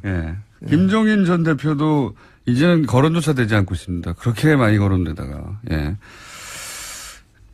그래서 이제 본인이 기댔던 구상들 혹은 기댔던 인물들 세력이 다 날아가다 보니까 혼자서 할 수 있는 게 없다. 이렇게 생각한 게 아닌가 생각이 듭니다. 그러니까 본인의 정치적 역량의 한계도 이제 자각한 것 같고. 근데 사실 그렇게 해서 지금 자유한국당으로 간다고 다시 살아날까요? 본인의 힘이. 자유한국당이 과연 다시 살아날 것인가가 의문입니다. 그래서 이제 아니, 그 구명정인 줄 알고 올라탔는데 그게 보니까 난파선이고 이제 배에 구멍이 나 있더라. 이렇게 될 수도 있는 거죠. 박근혜 전 대통령은 출당이 되긴 되겠죠? 예, 그거는 뭐 거의 지금은 그래서 이제 출당 출당까지 뭐 험악하게 해야 되느냐. 네. 본인이 혹시 나가실 수는 없을까요? 라고 이렇게 연락을 하고 있는 것 같습니다. 그게 이번 주에 이루어지고 있는 일이라고 봐야죠. 본인이 혹시 나갈 수는 없을까요? 다소 공손하게 예. 그렇게 물어봤는데 박근혜 전 대통령이 나는 그런 생각 없다. 나 지금 내 코가 석자다. 이러고 있는 상황이고요. 그래서 좀 부드럽지는 않겠지만 그래도 출당을 해버릴 것 같다. 예. 그렇지 않고서는 바른정당에서는 단 한 사람도 오지 못할 명분 자체가 너무 없어서 아마도 박근혜 전 대통령 출당하는 게 이렇게 힘들고 큰일이다 만든 다음에 출당시킨 다음에 이제 자 했으니 와라 이렇게 만들려고 하겠죠. 예, 출당을 스스로 나가는 것보다 출당하는 게 사실 자유한국당에서는 뭔가 이렇게 청산을 한 것처럼 보여지는 면이 예. 뭐 바람 불어가지고 휴지가 날아가는 것보다는 손으로 집어가지고 휴지통에 넣는 식으로 이제 그렇게 청소한 것 같잖아요. 그러면 뭔가. 청소한 것 같잖아요. 청소한 것 같잖아요. 이제 남은 거는 자 그렇게 바른정당 내부의 분들도 인정하고 있으니까요. 사실상 이렇게 분당 수준으로 탈당이 되고 나면 그러면 바른정당 남은 분들하고 소위 자강파하고 국민의당의 안철수계하고 어떻게든 연대나 결합을 모색할 것이다. 이런 얘기 있지 않습니까? 그 가능성은 어떻게 보십니까? 조선일보는 제발 그래달라고 하는 바람인 것 같던데 국민의당이 혹시라도 다수가 민정을 할까? 가지 않겠다라고 생각하는 분들, 이른바 그 자강파. 예, 바른정당. 바른정당 내 자강파들은 다시 또 분석해 보면은 친국민의당, 예. 그 국민의당과의 뭔가의 어떤 관계 모색으로 적극적으로는 통합, 그 소극적으로는 어떤 공동 교섭단체 구성 예. 이런 방식으로다가 그 활로를 개척하고 싶어하는 분들이 있고 예. 또 다른 한편으로는 충분한 시간을 갖고서 자유한국당의 변화를 지켜보자. 예. 들어가긴 들어갈 건데 지금은 아니다. 예, 아니다라는 거죠. 네. 이제 그런 분들이 또 있습니다. 그러니까 그 같지 않은 거죠. 그래서 만약에 남는다고 일부가 간다고 해서 나머지가 다 빠른 시일 내에 국민의당과 어떤 관계를 모색한다는 것은 사실은 그렇게 현실적이지 않다고 봅니다. 그렇지만 이제 국민의당 입장에서는 거꾸로 이삭줍기를 하려고 예? 당연히 노력하지 않겠습니까? 그렇죠. 그리고 국민의당은 특히 국민의당의 이제 그 주류들 예. 같은 경우에는 일단 대통령 선거를 다음 대통령 선거를 의식하고 모든 걸 지금 예. 이제 하려고 하고 있기 안철수 때문에 대표 중심으로. 예. 결국에는 다음 대통령 선거 때 자유한국당에서 후보를 제대로 된 후보가 나올 가능성이 적다라고 보고 자유한국당의 지지까지 받는 범보수연합의 후보가 되고 싶어하는 경향이 날이 갈수록 진해지지 않을까. 안철수 대표가 그런 점에서 이 바른정당을 본다는 거죠. 왜냐하면 지금은 바른정당하고 어떤 관계를 바른정당하고 국민의당 사이에 다리를 놓을까 말까 하고 있지만 다리를 놓았는데 가보니까 그 바른정당이 또 자유한국당하고 다리가 이미 있더라. 이게 지금 하나의 섬과 섬을 잇는 거지만은 결국에는 이 두 개가 이어질 때 또 다른 섬하고도 이어질 수 있는.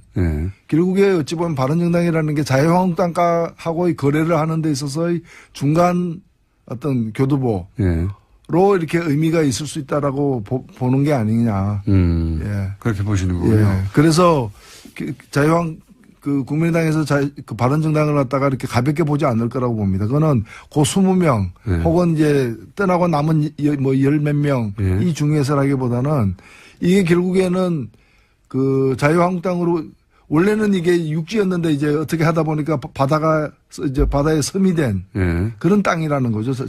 바른정당이. 그러니까 자유한국당에 가 있는 보수 지지 세력도 끌어서 본인의 지지 기반으로 만들고 싶어하는 욕망이 있다. 예. 그렇기 때문에 그런 의미에서의 바른정당의 소용, 그 쓰임새가 있다는 거죠. 중간지대로서. 네.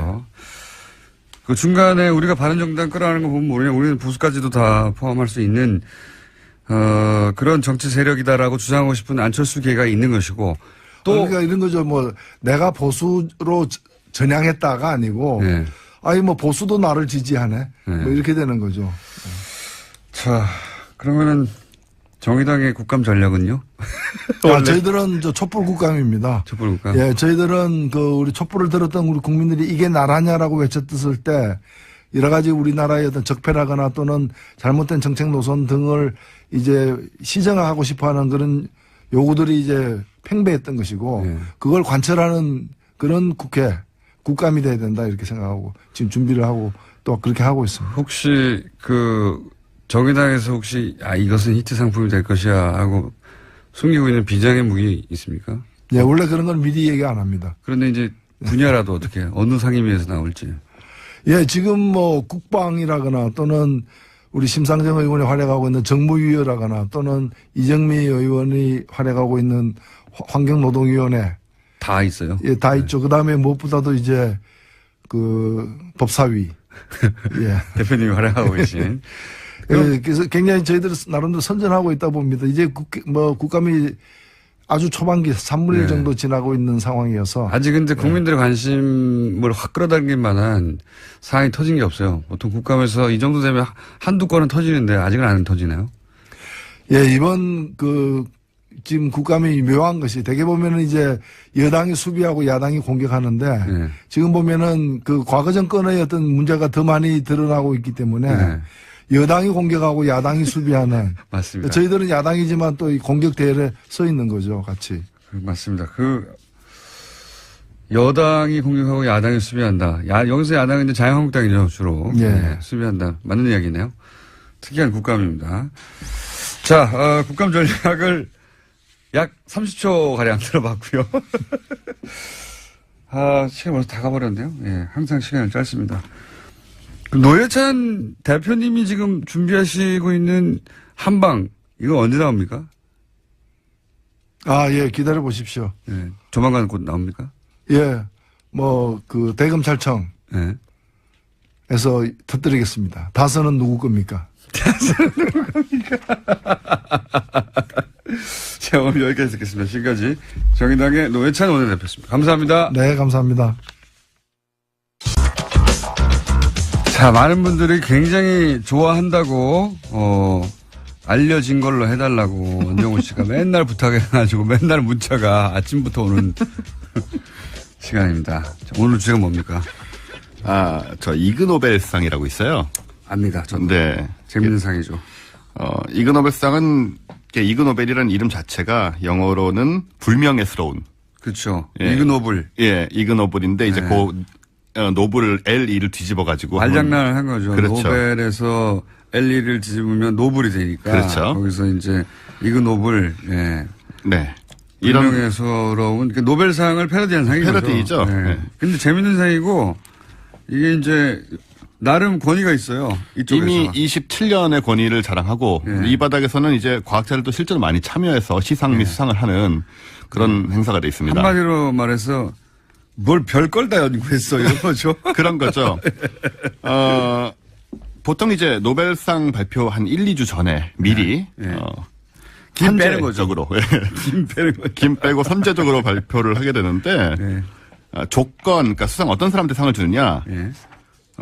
할 수도 없거나 해서도 안 되는 업적을 이룬 사람에게 이게 공식적인 이제 자기네들의 모토입니다. 게다가 상도 여러 개 분야에서 줘요. 10개 분야에서 수상을 네. 지금 하고 이게 있죠. 한 사람한테 주고 마는 게 아니라 네. 나름 체계가 잡혀 있습니다. 여기가. 그렇습니다. 예. 이게 이제 기본적으로 내부에서는 웃겨야 되고 네. 그러면서도 뭔가 생각할 거리가 있으면 좋다. 네, 그렇죠. 네. 뭔가 한 번 웃고 의미까지 있으면 좋다 이런 거죠. 네, 그런 관점에서 이제 27년째 주고 있는데 이그노벨상 위원회가 있어요. 이 사람들은 절대로 모여서 회의 같은 걸 하지 않고요. 그냥 이제 서로 자기를 추천하기도 하고 뭐 그런 식인데 일설에 따르면은 여기에 이제 뭐 노벨상 수상자도 포함되어 있습니다. 심지어 네. 진짜 노벨상. 네. 그리고 과학자들, 기자들 이런 사람들이 모여서 추천을 하고 추천을 받고 이런 다음에 일설에 따르면은 최종 선정은 길에 나가서 지나가는 사람들을 붙잡고 물어본대요. 네, 정확한 얘기는 아닌데. 뭐 제일 웃기냐. 네, 그런 식으로 해서 최종 선정을 한다는 이 얘기가 상을 있고. 만든 사람도 가공인물이에요. 네. 무슨 시우스. 이그나시우스 노벨 이런 네. 사람인데 이 사람은 이제 알프레드 노벨, 진짜 노벨상을 제정한 사람의 친척이긴 합니다만은 네. 이분의 유산으로 이 상을 창립했다고 주장하고 있습니다. 이 사람들은. 네. 하지만 이제 전혀 근거가 없는 가공인물이에요. 네, 유산도 아마 없을 것으로 생각이 되고 그래서 이제 매년 수상자를 선정을 하죠. 이렇게. 근데 올해 이제 수상이 이루어진 거죠, 또. 올해 누가 받았습니까? 올해 이제 10개 받았지만 재밌는 것만 소개를 해드리면. 예전에 기억나는 게 노벨상을 받은 사람이 이상도 받은 사람이 있어요. 그렇습니다. 그것도 이제 얘기를 드릴 겁니다. 네, 알겠습니다. 올해 물리학상이 무척 흥미로운데 고양이가 고체임과 동시에 액체라는 주장을 펼친 프랑스 연구가가 받았습니다. 근데 이 상의 재미있는 점은 항상 논문이 나온다는 거예요, 이런. 이게 몇 마디 하고 마는 게 아니고 정말 과학적인 고증을 한 것처럼 다 나와요. 그렇습니다. 그게 중요한 거죠. 그런 데만 상을 주는 건데 고양이 키워본 분들은 고양이가 고체와 동시에 액체라는 부분에 좀 수긍이 가잖아요. 그 몸의 부드러움이라던가 컵에 쏙 들어가는. 그렇게 따지면 사람도 고체일 수도 있고 액체일 수도 있죠. 컵만 키우면. 예. 그러니까 이분의 훌륭한 점은 이런 부분들 특히 이제 어린 고양이가 나이 든 고양이보다 더 이제 더 액체스럽다는 부분을 나름 수학적으로 증명을 했다는 점이고. 얼마의 컵까지 들어갈 수 있냐. 네, 그런 공식 같은 걸 만들어냈다는 점이 아주 훌륭하다고 할 수 있습니다. 고양이 관절이 얼마까지 꺾인다든가. 이 정도 해야 상을 받을 수 있는 거고요. 그 다음에 약학상의 경우에는 얼마나 많은 사람들이 실제로 치즈 냄새를 역겨워하는지를 fMRI를 이용해서 연구를 뇌사진을 찍으면서 이거 실제로 한 겁니다. 이게 농담이 아니에요. 돈도 들었겠네요. 네, 돈도 들었을 것이고 이런 걸 연구를 했고요. 그다음에 올해는 영광스럽게도 한국인 수상자가 또 있습니다. 아, 그래요? 네, 이분은 유체 역학상을 받으셨는데 커피잔을 이제 들고 가잖아요, 머그잔을. 그 컵 안에 커피 흔들림에 대한 연구를 했는데 이분은 심지어는 고등학교 때 쓴 논문이 지금 이제 밝혀져서 수상이 된 지금 이제 대학원생인데 그런 영광스러운 영어로 번역을 나중에 했나 보죠. 네, 뭐 그런가 보죠. 근데 커피잔의 윗부분을 잡고 걸으면 진동수가 낮아져 커피가 넘치지 않는다든가 원통형 보통 잔보다 와인잔에 커피를 넣고 다니면 잘 안 넘친다는 등의 연구를 했던 사람입니다. 누가 그러겠습니까, 근데? 와인잔 형태가 원통형보다 낫다. 그렇죠. 이걸로 이제 올해 이제 영광의 수상을 하셨고 또 가서 이제 시상식으로 참여를 했죠, 이분은. 대한민국 한지원 씨고요. 그러니까 교포가 아니라 순수하게 한국에서 쓸데없이 이런 걸 연구해가지고. 그 고등학교 다닐 때 이런 걸 하고 지금 이제 미국에서 대학을 다니고 계신데 고등학교 때 연구로 연구를 한 거를 미국에 가서 유학하다가 그걸 번역해서 낸다 보군요. 본인이 추천하거나 하지 않았을까라는 생각도 그럴 가능성이 가장 높네요. 네. 그리고 이제 이그노벨상이 27년이나 되다 보니까 그 정말 역대급 상작들이 있습니다. 네. 굉장히 재밌는 건데 작년에 상 한 것 중에 팔다리에 가짜 염소다리를 장착하고 4다리로 걸어서 알프스 초원에 가서 염소들 사이에서 3일을 산 사람이 있어요. 연구를 한다고 한 거죠. 이분이 작년에 이제 수상을 하셨는데 시상식에 이러고 나오셨습니다. 근데 목적이 뭐래요, 목적이? 염소의 생태 이런 것들을 연구하겠다는 건데 이래가지고 또 논문을 내셨고 3일이라는 기간이 좀 짧아서 그러니까요. 예, 한 3개월 정도는 했어야 되지 않나 생각이 들지만 어쨌든 굉장히 괴짜적인 염소들이 그래서 자기를 염소로 봐줬답니까? 그랬다고 합니다. 팔다리만 얼굴하고 몸에서 팔다리도 붙이고 여러 가지로 분장을 하고 뭐 냄새도 나게 하고 좀 나름 신경을 썼더라고요. 그래서 이분이 이제 상을 받으셨고 큰 염소로 생각했나 보죠. 네. 그 다음에 근데 그거는 상을 줄만 해요. 왜냐면은 그 관련 연구를 하는 사람들이 실제 그 예를 들어서 동물 연구하면 행태를 동물 행동을 연구하면 거기 들어가서 같이 있어 보는 게 그 이상이 어디 있겠어요. 예, 그러기도 하죠. 근데 이제 이렇게까지 하는 사람들이 또 흔하지 않다 보니까 염소가 이제 그 벼랑에 사는 염소라든가 그런 염소들이 있는데 생명을 걸었을 수도 있겠네요. 예, 그리고요. 그 다음에 이건 사실인지 모르겠는데 그 왼쪽으로 몸을 기울여 보면 에펠탑이 작아 보인다라는 연구가 있습니다.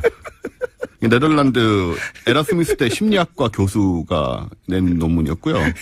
이런 게 상을 받은 적이 있고. 가서 한번 해보십시오. 혹시 파리 이쪽 가실 분들은. 그런데 이분 이런 주장하는 분들은 자기 나름의 논리적이고 과학적인 증거를 갖다 대요. 그럼요. 논문이 나온 거니까요. 근데 그리고 논문을 냈다는 게 중요합니다. 여기서 주장만 하는 게 아니라 그냥 뭐 한 줄로 말한 게 아니고 이 과학자들이 보고 그럴 듯하다고 상을 줘야 되는 거예요. 그리고 대부분 내는 사람들이 이제 박사학위자들이죠. 그러니까요.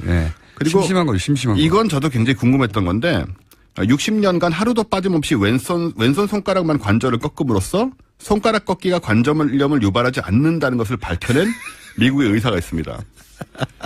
이분의 위대한 점은 60년 동안 오른손 손가락 관절은 절대로 꺾지 않아서 대조군을 형성했다는 거죠. 그래서 실제 관절이 큰 차이가 전혀 안 난다라는 거를 아무리 꺾어도. 양쪽 관절 사이에 크기가 차이가 난다든가 그런 건 없고요. 예, 그런 얘기는 아마. 관절염만 연구하였다. 예, 관절염만 60년 동안 이제 살신 성인의 어떤 그런 임상 실험이라고 할 수 있죠.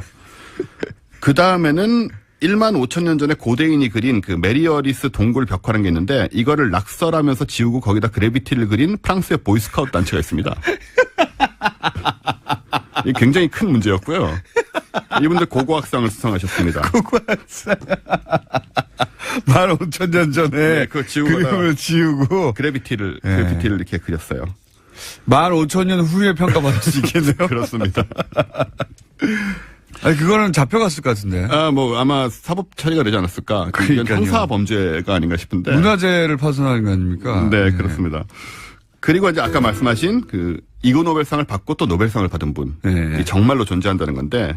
물리학자 안드레 가임이거든요. 네. 이분이 2000년에 이그 노벨상 받은 거는 자석을 이용한 개구리 공중 부양 실험이었어요. 뭐 때문에 했는지 모르지만 말만 들어도 이 상을 받을 만하죠.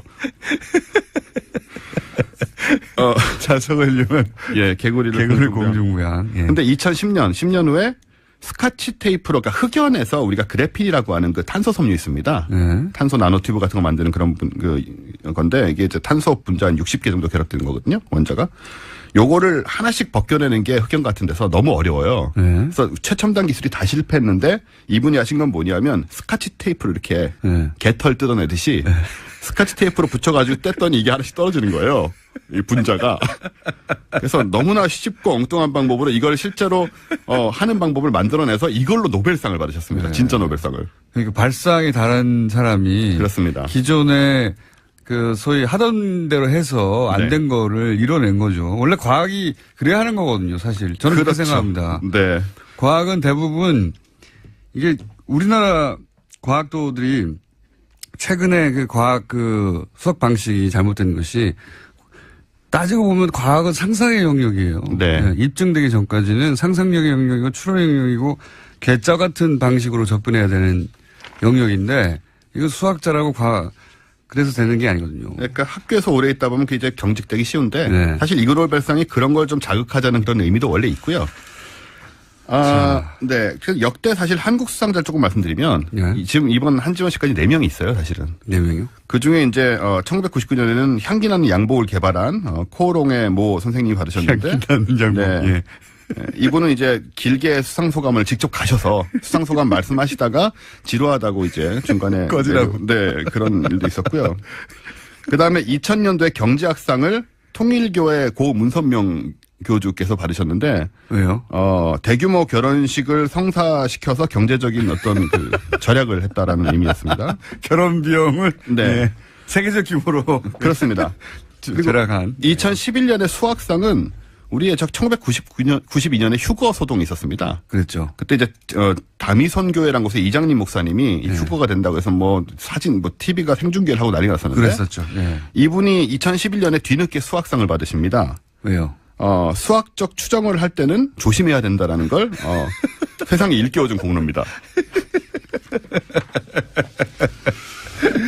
이 수상을 하는 사람들이 훌륭한 겁니다. 그렇죠. 예. 네. 이런 이상한 짓들은 곳곳에서 하거든요. 인간이라는 게 원래 이렇게 뇌를 이렇게 가끔씩 쉬게 해줘야지 되기 때문에. 근데 그걸 다 차단해가지고 시간이 지나고 나서도 수상 영역을 정해서 수상하는 이 사람들이 훌륭한 사람들이에요. 결국에. 네. 그리고 이 상은 지금 굉장히 커져가지고 1,200명이 관중으로 참여를 하고 있고요. 93년부터 미국 공영 라디오에서 북미 전역에 중계를 하고 95년부터는 인터넷 생중계까지 하고 있어요. 상은 뭡니까? 상은 보통 안 주는데 모든 게 자비 부담이지만 한 번씩 2013년에 10조 달러를 준 적이 있습니다. 뭘로요? 짐바브웨 달러인데요. 짐바브웨 달러. 당시 미국 달러로 환산하면 약 4달러였다고 합니다. 2013년에는 1나노미터로 자는 황금 벽돌을 준 적도 있는데 1나노미터 황금 벽돌. 예, 물론 검증되지 않습니다. 존재하는지. 원정호 씨였습니다. 감사합니다. 감사합니다. 내일 뵙겠습니다. 안녕. 그때 이제 당시 새누리당 쪽에서 특조위에 낸 사람들은 특별조사위원회가 아니라 특별방해위원회였어요, 완전히. 조사를 철저하게 방해하는. 근데 그 중에서 이제 부위원장이 7시간 행적 조사하지 말라는 지시를 받았다는 건데, 이게 이제 미국이나 일본은 국가 정상 일정을 모두 공개하거든요. 분 단위로도 공개합니다. 네. 그리고 당일 무슨 특별한 게 없잖아요. 무슨 그 비밀 유지해야 되는 일정이 있었던 것도 아니고, 숨길 게 없으면은 이렇게까지 할 이유가 없는 거 아니겠습니까? 당연히. 그냥 뭐 몇 시에 보고받아서 몇 시에 조치하였다.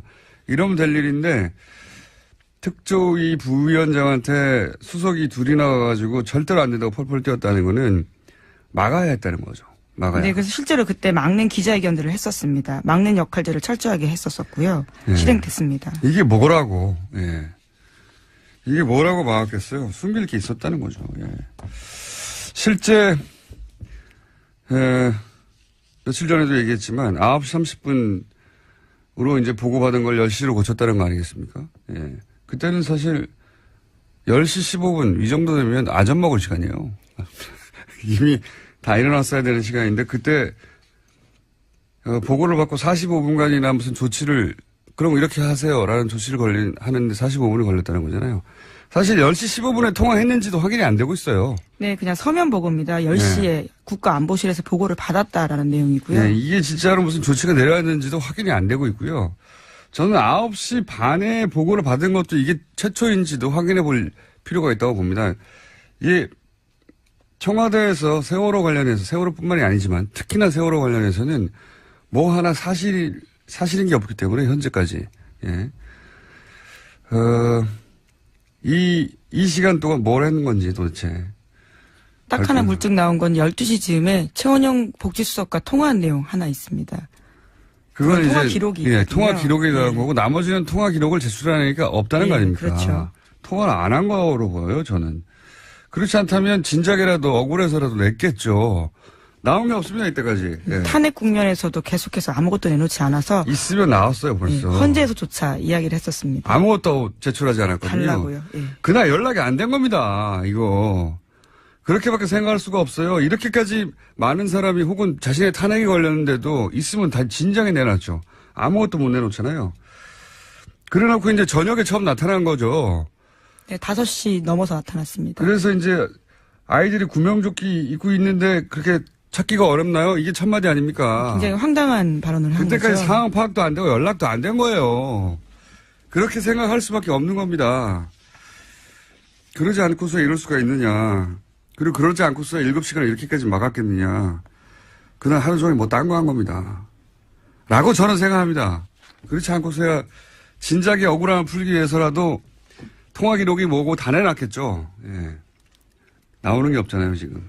예, 그래서 그때 7시간 조사하겠다고 했을 때도 세월호 특조위를 향해서 청와대에서는 근처에도 얼씬도 못하게 하겠다 이런 이야기를 했었다라고 합니다. 국가 권력을 총동원해서 대통령의 당일 행적을 막아야 되는 거예요. 밝혀지는 게. 그래서 심지어 새누리당에서 임명한 특조위 부위원장조차도 이렇게 생각했다라는 건데요. 드러나서는 안 되는 이유, 대통령에게 흠이 될 만한 사유가 있구나라고 느꼈다고 이야기했습니다. 아니 그건 뭐 무슨 어려운 추론인가요 이게? 이렇게까지 막을 일이라고 생각 들지 않는다. 이렇게까지 막으니까. 그래서 저는 이 9시 반이라는 문건도 한번 작성된 다음에 또 한 번 고쳐진 것만 두 번째 문건이 아닐까 이런 생각도 하는 것이 숫자가 안 맞아요. 숫자가 안 맞다는 얘기는 이 당시까지만 하더라도 구조 몇 명이라는 숫자가 아직 나오지가 않은 상태였거든요.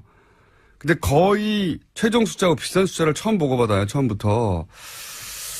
저는 의구심을 아직도 가지고 있습니다. 예. 지금 뭐 이런 게 드러날까봐 지금 서버를 다 없애버렸다는 거 아니에요? 예. 네, 어제 JTBC가 보도한 내용인데요. 박근혜 전 대통령의 탄핵안이 국회에서 가결된 뒤에 청와대 서버가 무더기로 폐기됐다라고 합니다. 지난해 12월 달에는 서버 22대가 폐기됐고요. 또 탄핵이 결정된 다음인 지난달 4월 달에도 서버 60대가 폐기가 됐다고 합니다. 대통령이 탄핵 때문에 많이 하는 과정에서 이 관련 정보를 내놓으라고 하는데 내놓지를 못하는 걸 보면 없는 거예요. 통화 기록도 없는 거고 다들 거짓말하는 겁니다. 김관진 당시 안보실장도 뭐 자신과 뭐 통화를 했다느니 어쩌고 이런 얘기 했지 않습니까? 안 했다고 봅니다. 저는. 네. 그러니까 못 내놓죠. 우선 기록이 없습니다. 정말. 통화를 했는데 기록이 있으면 도마 반복인데 하여튼, 예. 갑자기 승질이 나가지고요. 당시에 세월호 특조위 가지고 얼마나 말들이 많았어요. 예. 이거, 그리고 세월호 유가족들이 지금 무리한 거 요구한다고 조중동을 비롯해서 얼마나 난리 쳤습니까, 유가족한테. 그때 소위 세금 도둑이라는 프레임으로서 엄청나게 공격을 해댔었습니다. 조중동은 가만히 있나요? 자기들 잘못한 건 고백 안 하나요? 자, 다음 순요. 네, 문무일 검찰총장이 어제 기자회견을 했는데요. 이명박 전 대통령에 대한 수사 가능성을 시사했습니다. 어제 기자간담회에서 이 전 대통령도 수사 대상이냐라는 기자들의 질문에 이렇게 답했습니다. 수집된 증거를 갖고 검찰이 외면하기는 어려울 것이다. 수사 대상에 한정이 있는 것도 아니다라고 말했습니다. 그러니까요. 이제 검찰총장도 법무부 장관도 이렇게 나오는 걸 보면은 이명박 전 대통령 수사하겠다는 거죠. 예, 될 것 같아요. 예, 될 것 같고 어제 문무일 총장이 한 말 중에 개인적으로 굉장히 중요하다고 생각하는 멘트는 이겁니다. 그 과거 이뤄진 수사들이 이제 다시 하나둘 다시 한번 들춰지고 재수사되고 있다. 그러니까 검사가 사건 처리한 이후에도 혹은 퇴직한 이후에도 교수입니다. 국정원 개혁위가 어제 밝힌 바에 따르면 추명호 전 국정원 국장은 최순실의 비리 사실을 알고도 상부에 보고하지 않았다고 하죠. 추 전 국장과 최순실의 커넥션을 짐작케 하는 대목입니다. 또한 추 전 국장은 이석수 전 청와대 감찰관이 우병우 전 민정수석을 감찰하자 오히려 이 전 감찰관의 동향을 우 전 수석에게 직보했다고 합니다. 추 전 국장과 우병우 전 수석의 커넥션을 여기서는 알 수 있습니다. 남은 건 최순실과 우병우의 커넥션. 최순실이 작성한 우병우 전 민정수석 청탁용 인사 파일이라는 제목의 문건이 올해 2월 특검에 의해 발견된 적이 있습니다. 이 문건에서 우리은행장이 거론이 되죠. 그리고 추 전 국장은 이 문건이 작성되기 한 달 전 우리은행장 비리 첩보를 수집해서 이를 우병우 전 민정수석에게 직보합니다. 최순실의 관심사가 추 전 국장에 의해 수집되고 이게 우병우 전 민정수석에게 직보되고 최순실은 그와 관련한 인사 파일을 우 전 수석에게 보내고 이 정도까지 왔는데 우병우 전 수석과 최순실의 관계를 못 밝혀내면 그건 검찰이 바보거나 아니면 봐주거나 둘 중 하나죠. 그렇기 때문에 다스는 누구 겁니까? 김원준 생각이었습니다. 다스를 미뤄온 지 2개월 정도 됐는데 드디어 이제 수사가 본격적으로 이루어진다고 해요. 예. 수사가 이제 막 착수된다고 하니까 예. 결과가 나올 때까지 계속 하겠습니다. 오프닝에 대해서 좀 할 말이 좀 더 있는 게 어제 저희가 이거 하다가 뭐랄까요 다 못했다 싶어가지고 제가 예. 오프닝으로 했는데 올해 2월에 그런 파일이 나왔어요. 우병우 전 민정수석 청탁용 인사 파일. 네, 관련해서 장시호 씨가 찍어놓은 사진 파일이었습니다. 그렇죠. 예. 장시호 씨가 이제 이모 심부름으로 파일을 배달하다가 그걸 찍어뒀다. 네, 휴대전화로요. 네, 휴대전화로 찍어뒀고 그 파일이 이제 장시호 씨가 운영하던 한국 동계 영재센터인가요? 네, 영재스포츠센터라고 합니다. 그 직원의 하드에 있었다. 그게 이제 2월에 진작에 밝혀졌어요. 진작 2월에. 예. 거기에 이제 이철성 경찰청장, 우리은행장 그리고 KTNG 사장 3인의 인사청탁 내용이 들어있었다는 거잖아요. 예. 그리고 거기에 이제 포스트잇이 우리은행장 후보 추천 중 뭐 이런 게 붙어 있었다는 거고 이게 벌써 2월에 나온 이야기인데 근데 이제 어제 나온 내용은 뭐냐면 새로 나온 내용이 추 전 국정원 국장이 우리은행장에 대해서 비리 정보를 수집하고 있었다는 거죠. 예. 그리고 이게 언제냐면은 최순실이 지금 방금 언급한 그 문건이 우병우 전 수석에 가기 한 달 전이에요. 이걸 시간 순서대로 정리를 해보면 추 전 국장이 비리를 우리은행장 비리를 뜬금없이 캐기 시작한 게 6월이고, 그리고 그 다음이 최순실이 이 인사청탁 파일을 민정수석에게 보낸 게 7월이고, 그리고 추 전국장이 그 비리 정보를 우병우에게 직보한 게 8월이에요. 순서대로.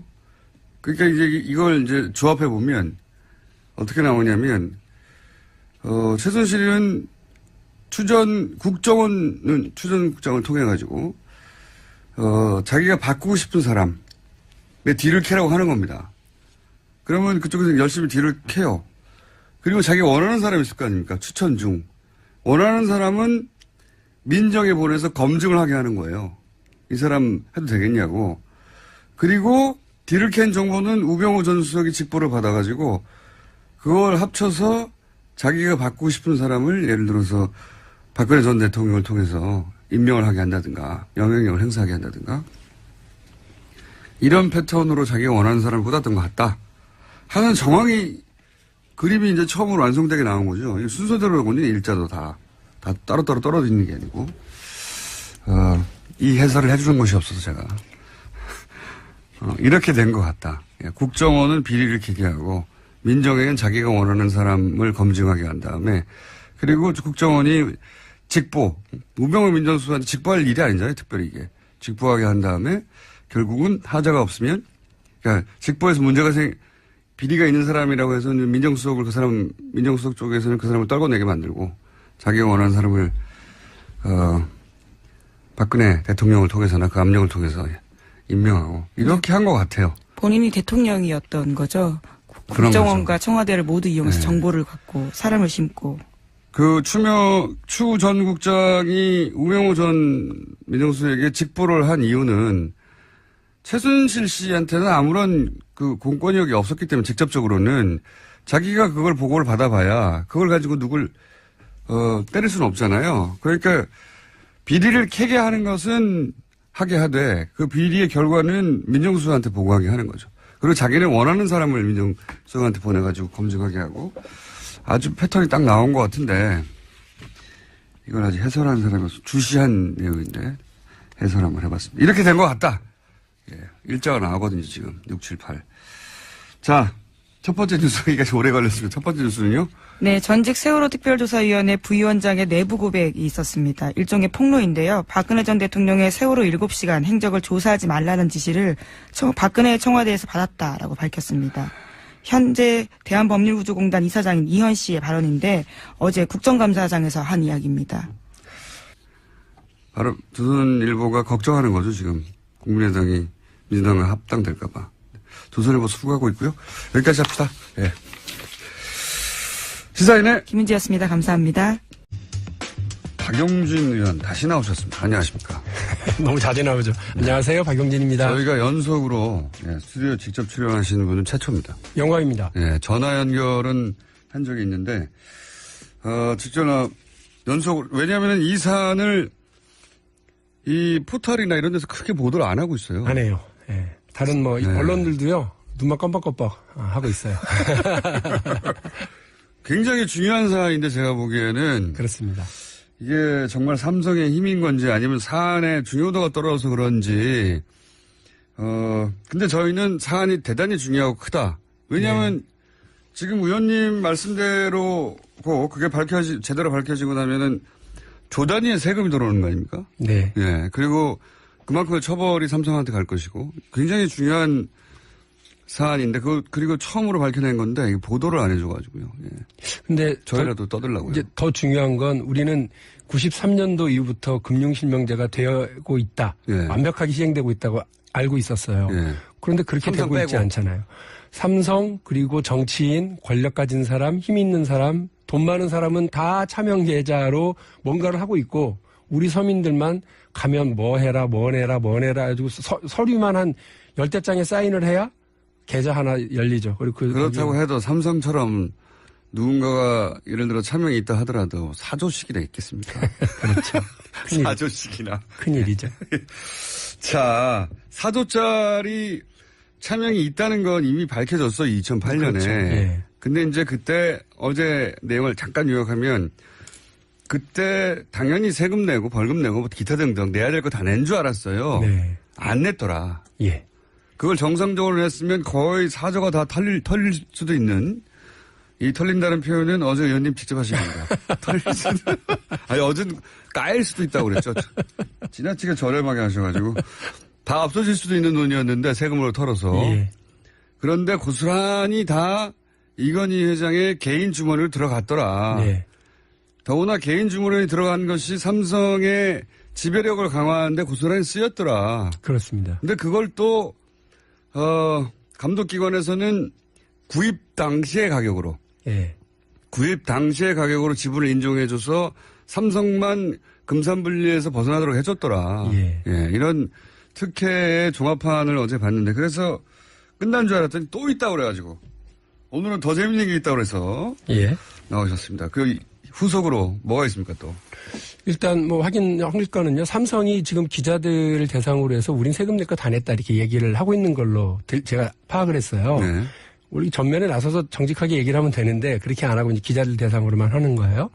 그런데 삼성이 냈다고 하는 건 그 4조 5천억 원을 이건희 개인 호주머니로 들어가게 하기 위해서는 꼭 내야 하는 예. 증여세, 양도소득세, 예.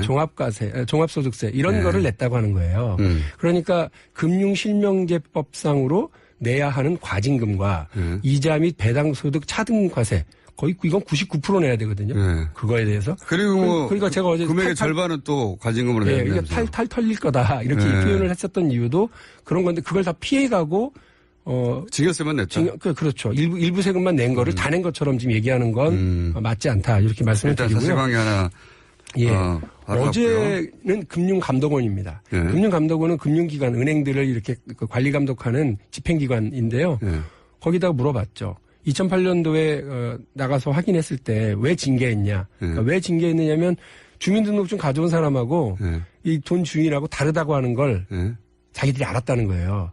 알면서도 계좌를 열어줬대요. 은행이 알고 은행이 말면서. 알면서 했대. 그래서 징계를 265명을 했다. 그러니까 차명인주 뻔히 아는데도 계좌를 개설해 준 것은 금융실명제법 위반이기 때문에 예. 징계를 그때 했다. 예. 예. 그걸 잘하셨다. 예. 그런데 그 돈 찾아갈 때는 누가 찾아갔냐 했더니 갸우뚱하더니 저희가 알기로는 삼성 구조분에서 다 찾아갔다.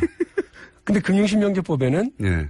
차명계좌에 이름을 빌려준 명의인이 예. 자기 주민등록하고 도장하고 들고 와서 찾아가야 되는 거예요. 그렇겠죠. 혹은 전환을 해주거나. 예. 근데 그렇게 안 했다고 하는 거를 어저께 금융감독당국한테 확인을 했고요. 그거 알고 있었다는 얘기네요. 예, 그것도 알고 있었고요. 이제 두 번째. 첫 번째는 그 위법 사실을 알고 있었다. 예, 위법 사실이 이미 이제 금융실명제법상 있었다. 삼성이 돈을 찾아가는 과정에서. 두 번째로는 이 계좌들 중에 그 486명의 그 이름 중에 1199개 계좌 중에 혹시 본인은 모르고 예. 이름을 도둑질 당한. 김용철 변호사처럼. 예, 김용철 변호사 어제 제가 얘기했죠. 김용철 변호사는 자기한테 50억이 있어가지고 이거 내 돈 아니라고. 이거 거의 뭐 가서 내 돈 아니니까 빨리 딴 데로 가져가라고 막 예. 그랬을 정도로 했었는데 김용철 변호사처럼 이름을 도용당한 도명 계좌가 있느냐 했더니 이 감독 금융감독원의 그 당시 감사반장으로 나갔던 당사자가 당사자 얘기는 그런 걸로 알고 있다. 그 외에도 있는 걸로 알고 있다. 예. 김용철 건 분명하고 더 웃긴 건 제가 어제 기사를 찾아보니 2007년 12월 12일 날 금융위원회가 김용철 계좌는 이름을 도용당한 도명 계좌임을 확인해요. 이게 무슨 말이냐면 이거를 알았으면 지금 저희가 그거 실명 전환하고 세금 내고 과징금 내야 된다라고 주장을 했더니 실명 전환할 의무가 없는 계좌다라고 주장을 했잖아요.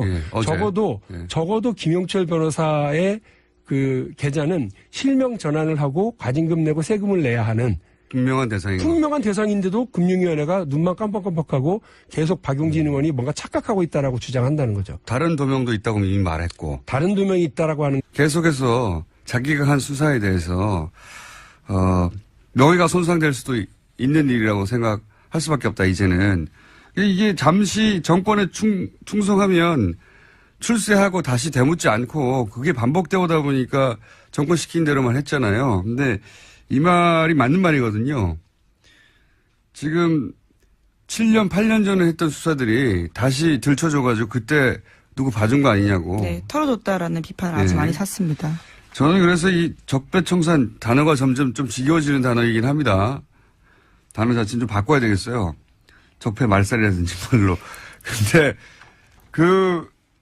이게 굉장히 중요한 것이 이번 정부에서 이걸 제대로 해야지 앞으로 어떤 정부도 불법적으로 뭔가 검찰을 통해 가지고 자기 뜻대로 시키고 이렇게 못하게 되는 거거든요. 검찰이 안 하게 되는 거죠. 이거 내가 지금 했다가 5년 있다가 10년 있다가 15년 있다가 혹은 퇴직하고 나서라도 계속 쫓아와서 자기 명예를 손상을 입히고 다시 자기가 책임을 져야 될 일이 생길 수 있잖아요. 그래서 철저해야 된다고 봅니다. 철저히. 네, 그러기 위해서는 검찰 조직 스스로 반성과 개혁도 해야 됩니다. 과거에 그런 식으로 제대로 사건 수사 못했으니까 다시 하는 거잖아요. 반성을 해야 되는데 예, 당연히 스스로 반성하기는 어렵거든요. 네, 그래서 이 과거에 잘못된 수사들 혹은 뭐 정권이 만들었던 수사들 결과 반드시 다시 되짚어서 뭘 또 하냐고 하는 얘기 하지 말고 다시는 못하게 해야 돼요. 그래서 내가 잠깐 정권에 충성했다가 두고두고 평생을 고생하는구나. 이런 걸 실감해야 그렇게 안 하죠, 이제. 예. 오늘 이렇게 아이템이 진행이 안 되나? 다음 순 뭡니까? 짧게 할게요. 네, 검찰은 백남기 씨 사건 관련해서요, 700일이 넘은 어제서야 경찰의 물대포가 사망 원인이라고 결론 내렸습니다. 관련해서 경찰 4명을 불구속 기소했는데요. 하지만 함께 고발됐던 강신명 전 경찰청장에 대해서는 무혐의 처분 내렸습니다. 저는 강신명 전 경찰청장이 현장에서 지휘 감독을 하지 않았고 그렇기 때문에 직접적으로 법리적으로 이제 적용하기 어렵다는 건 알겠어요. 그런데 지금 700일이 걸렸잖아요. 실제 물대포가 원인이라고 결론 내리는데 그게 700일 걸리는데 전 경찰청장이 역할을 했어요. 당연히 어떻게든 막았겠죠. 이거에 대한 책임을 물어야 된다고 봅니다. 예. 이 당시 현장 지휘 감독 책임을 물을 수 없는 거는 따지고 보면 그럴 수도 있어요. 없었고, 도의적인 책임이나 뭐, 지휘 감독의 책임 묻기 직접적으로 어려울 수는 있는데, 그걸 막은 건 이 양반한테 책임을 물어야죠. 예. 그 대목에 대해서 다시 수사가 이루어지거나 혹은 뭐 고발이 다시 이루어지거나 할 수도 있을 거라고 봅니다, 저는. 지금은 이제 지휘 감독에 대한 책임을 물었다고 보면. 네, 예. 하지만 당시 최고 지휘부이긴 했습니다. 강신명 전 청장 같은 경우에. 그래서 뭐 예를 들어서 최고 지휘부로서 책임을 지고 사퇴한다. 뭐 이런 책임을 보통 묻긴 하는데 그게 아니라 법적인 책임을 물을 때 어떻게 700일이나 걸렸느냐. 예. 이 책임은 저는 전 경찰청장이 져야죠. 예. 그 대목에 대해서는 누군가가 또다시 그 질문을 하게 될 거라고 봅니다. 다음 뉴스는요? 네, 지난해 10월 달에 고용주 방송문화진흥회 이사장이 김기춘 전 대통령 비서실장과 호화 골프 회동을 했다라는 보도가 나왔습니다. 이 과정에서 고 이사장 등은 김영란법 위반을 했다라는 의혹도 제기되는데요. 어제 MBC 노조에서 기자회견을 했습니다. 김영란법보다 더 중요한 거는 최순실 게이트가 올라올 때 김기춘 전 비서실장이 MBC 관계자들을 따로 만났다는 거죠. 핵심은. 예. MBC에서는 최순실 관련 보도가 거의 안 나왔죠. 예. 네, 찾아보기 힘들었습니다. 정말. 그런 상관성이 있지 않겠는가 하는 의혹을 가질 만한 내용이고요. 다음 뉴스는요? 네, 박근혜 정부 초기 국군 기무사령부가 김관진 국방부 장관이 인사 독점한다라는 보고서를 청와대에 올렸다라고 합니다. 그러면서 장관 교체가 최선의 방안이다라는 내용도 있다고 하는데요. 더불어민주당의 이철희 의원이 열람한 문건 내용입니다.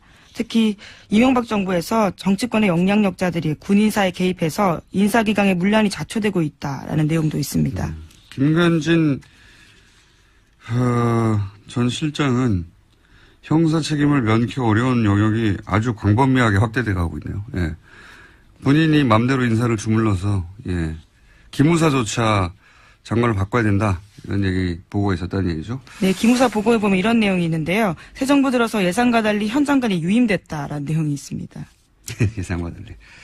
어쨌든 김관진 전 실장은 예, 두루두루 참 역량이 출중했어요. 네, 자 다음 하나 정도 더 하면 끝내야 될 것 같습니다. 예. 네, 국민의당이 다른 정당과의 통합 문제와 관련해서 비밀리에 여론조사했다라는 오늘 아침 조선일보 보도가 있습니다. 그 결과 국민의당과 바른정당이 합당할 경우 시너지가 가장 크다라는 내용이 담겨 있다고 합니다. 저도 좀 이 기사는 봤는데 좀 재밌는 기사예요. 예. 민주당과 국민당이 합칠 경우에는 산수랍보다 작다. 지금 현재 지지율. 당연한 거 아닙니까? 호남에서 지지율도 겹치고 보수층도 빠져나가고 민주당 단독으로 이미 50%대잖아요. 예. 더 올라갈 데가 별로 없어요. 사실은 한 정당이. 예. 그리고 자유하고 바른이 합쳐도 산수랍보다 적다는 거 아닙니까? 당연하죠. 여기서는 또 중도 보수가 빠져나가겠죠. 예. 자유한국당의 극우적인 이미지이기 때문에. 그래서 남는 건 이제 국민의당과 바른당이 합치는 게 낫다 이건데 이건 저는 이제 조선일보가 국민의당이 민주당과 합칠까봐 걱정이 돼가지고 바른정당과 합치라고 예. 지금 바람잡이 코치해 주는 거예요. 예. 이제 물론 여론조사 결과이긴 합니다.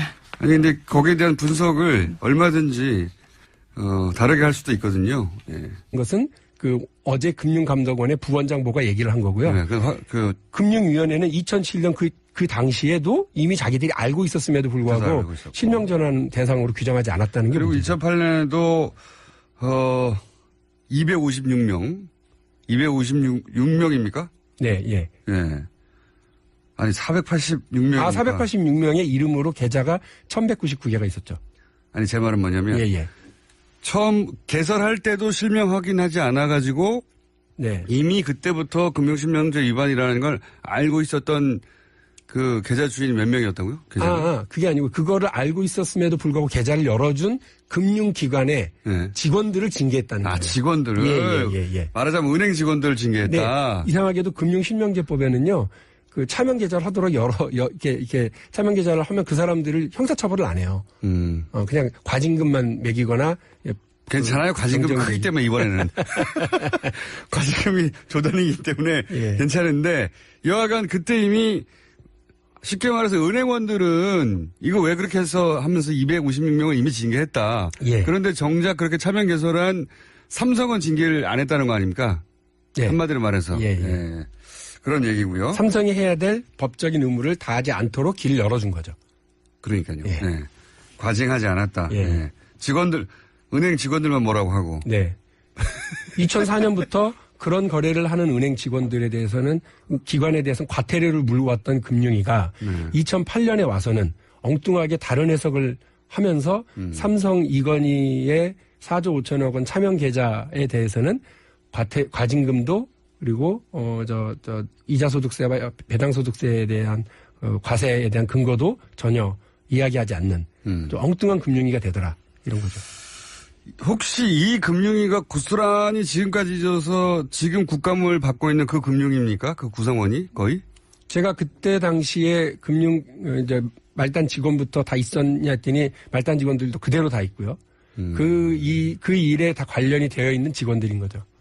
그렇군요. 본인들이 했던 일에 대해서 왜 그렇게 할 수밖에 없었는지 이제 그 정당성을 주장할 수밖에 없겠네요. 자기들이 한 일이면. 네, 그렇죠. 그러니까 어떻게든 이거에 대해서 자기의 방어 논리를 구축할 수밖에 없다. 그래서 제가 어제도 말씀드렸습니다만 이거 집권하고 좀 5, 6개월 지나고 났는데 이제 보니 대통령만 문재인이고 금융위는 MB 금융위 아니냐. 이명박 때 금융위가 그대로 그냥 우리한테 그 시절 2008년이니까 맞구나 이런 생각입니다. 그 시절 금융위가 여전히 금융위에 있군요. 그 시절. 자, 이게 다가 아니라면서요. 이게 다가 아니죠. 예. 저희가 금융위원회를 막 시중 언어로 막 조지다 보니 금융위원회가 자기들이 아무 죄가 없다고 그러면서 몰랐던 팩트를 막 들고 와서 해명을 하는데. 재선되기 싫으세요? 예?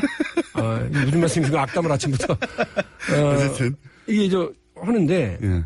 그 중에 느닷없이 그 의원님 잘 모르시겠지만 과징금 대상이 아니에요. 예.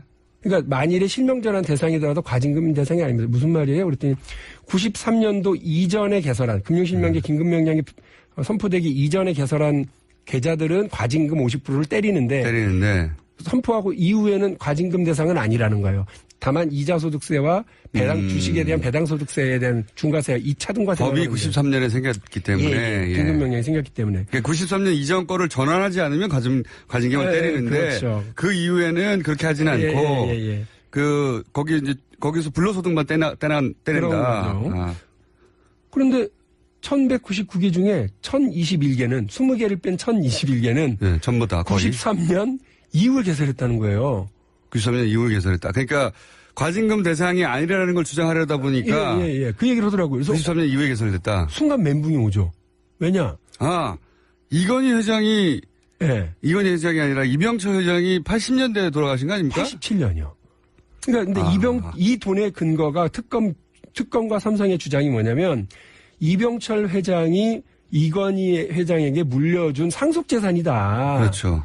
그러니까 내 돈이다. 이러고 가져간 거 아니에요. 사망한 이후에 개설됐어. 근데 87년에 사망하신 분이 6년 뒤에 그 돈을 냈다라고 하는 게 과연 타당한 얘기인가라고 하는 의문이 들죠. 그래서 이게 과연 이병철의 상속재산인지 를 입증하는 것도 굉장히 큰일이네요. 그렇죠. 삼성 입장에서 어떻게 입증했죠 이걸? 전 모르죠. 특검이 알고 있어요. 이게 상속재산인지에 대한 새로운 의문이 생기고 특검 수사 결과에 대해서도 의구심이 생길 수밖에 없잖아요. 상속재산이 아닌 것 같은데요. 아닐 것만 같은데요. 그래서 지금 저는 이제 그걸 들었던 그 시점에는 멘붕이 와가지고요. 저도 보좌관들도 다 멘붕이 와서 멍하니 있다가 완전 다른 얘기다 지금. 여전히 그럼에도 불구하고 93년 이후에 개설을 했더라도 이자소득세, 배당소득세는 살아있다. 그럼 6년이나 있다가 상속을 했다는 건가요? 사망한 이후에? 고민이 많으셨나 봐요. 이거 참. 그러니까 자 정리를 하면. 잠깐만요. 예. 그때 당시에 삼성의 영업이익이 얼마였습니까? 파악을 해봐야 되는데요. 삼성전자도 조 단위 이상으로 뭐 영업이익이나 이런 게 올라오는 건 아주 최근의 얘기예요. 그렇죠. 그러니까 87년이면 30년 전이라서 아마 삼성그룹 전체를 다 합쳐도 영업이익이 1조가 안 될 거 아닌가 이런 생각이에요. 근데 그때 4조짜리 통장 이름 정체를 알 수 없는 금액이 있었다는 거 아닙니까? 이거는 비자금으로 분류해야 되는 거 아니에요? 그래서 그때 당시에도요. 김용철 변호사도 이건 삼성의 비자금이다. 따라서 횡령과 배임이다. 회사 재산을 그렇죠. 빼돌린 거다라고 얘기를 하고서 고발을 했는데 결과는 비자금 그러니까 구속을 면할 수 없는 비자금 횡령 배임도 벗어나고 또 돈을 다 털릴 수밖에 없는 금융실명제도 벗어나고 그냥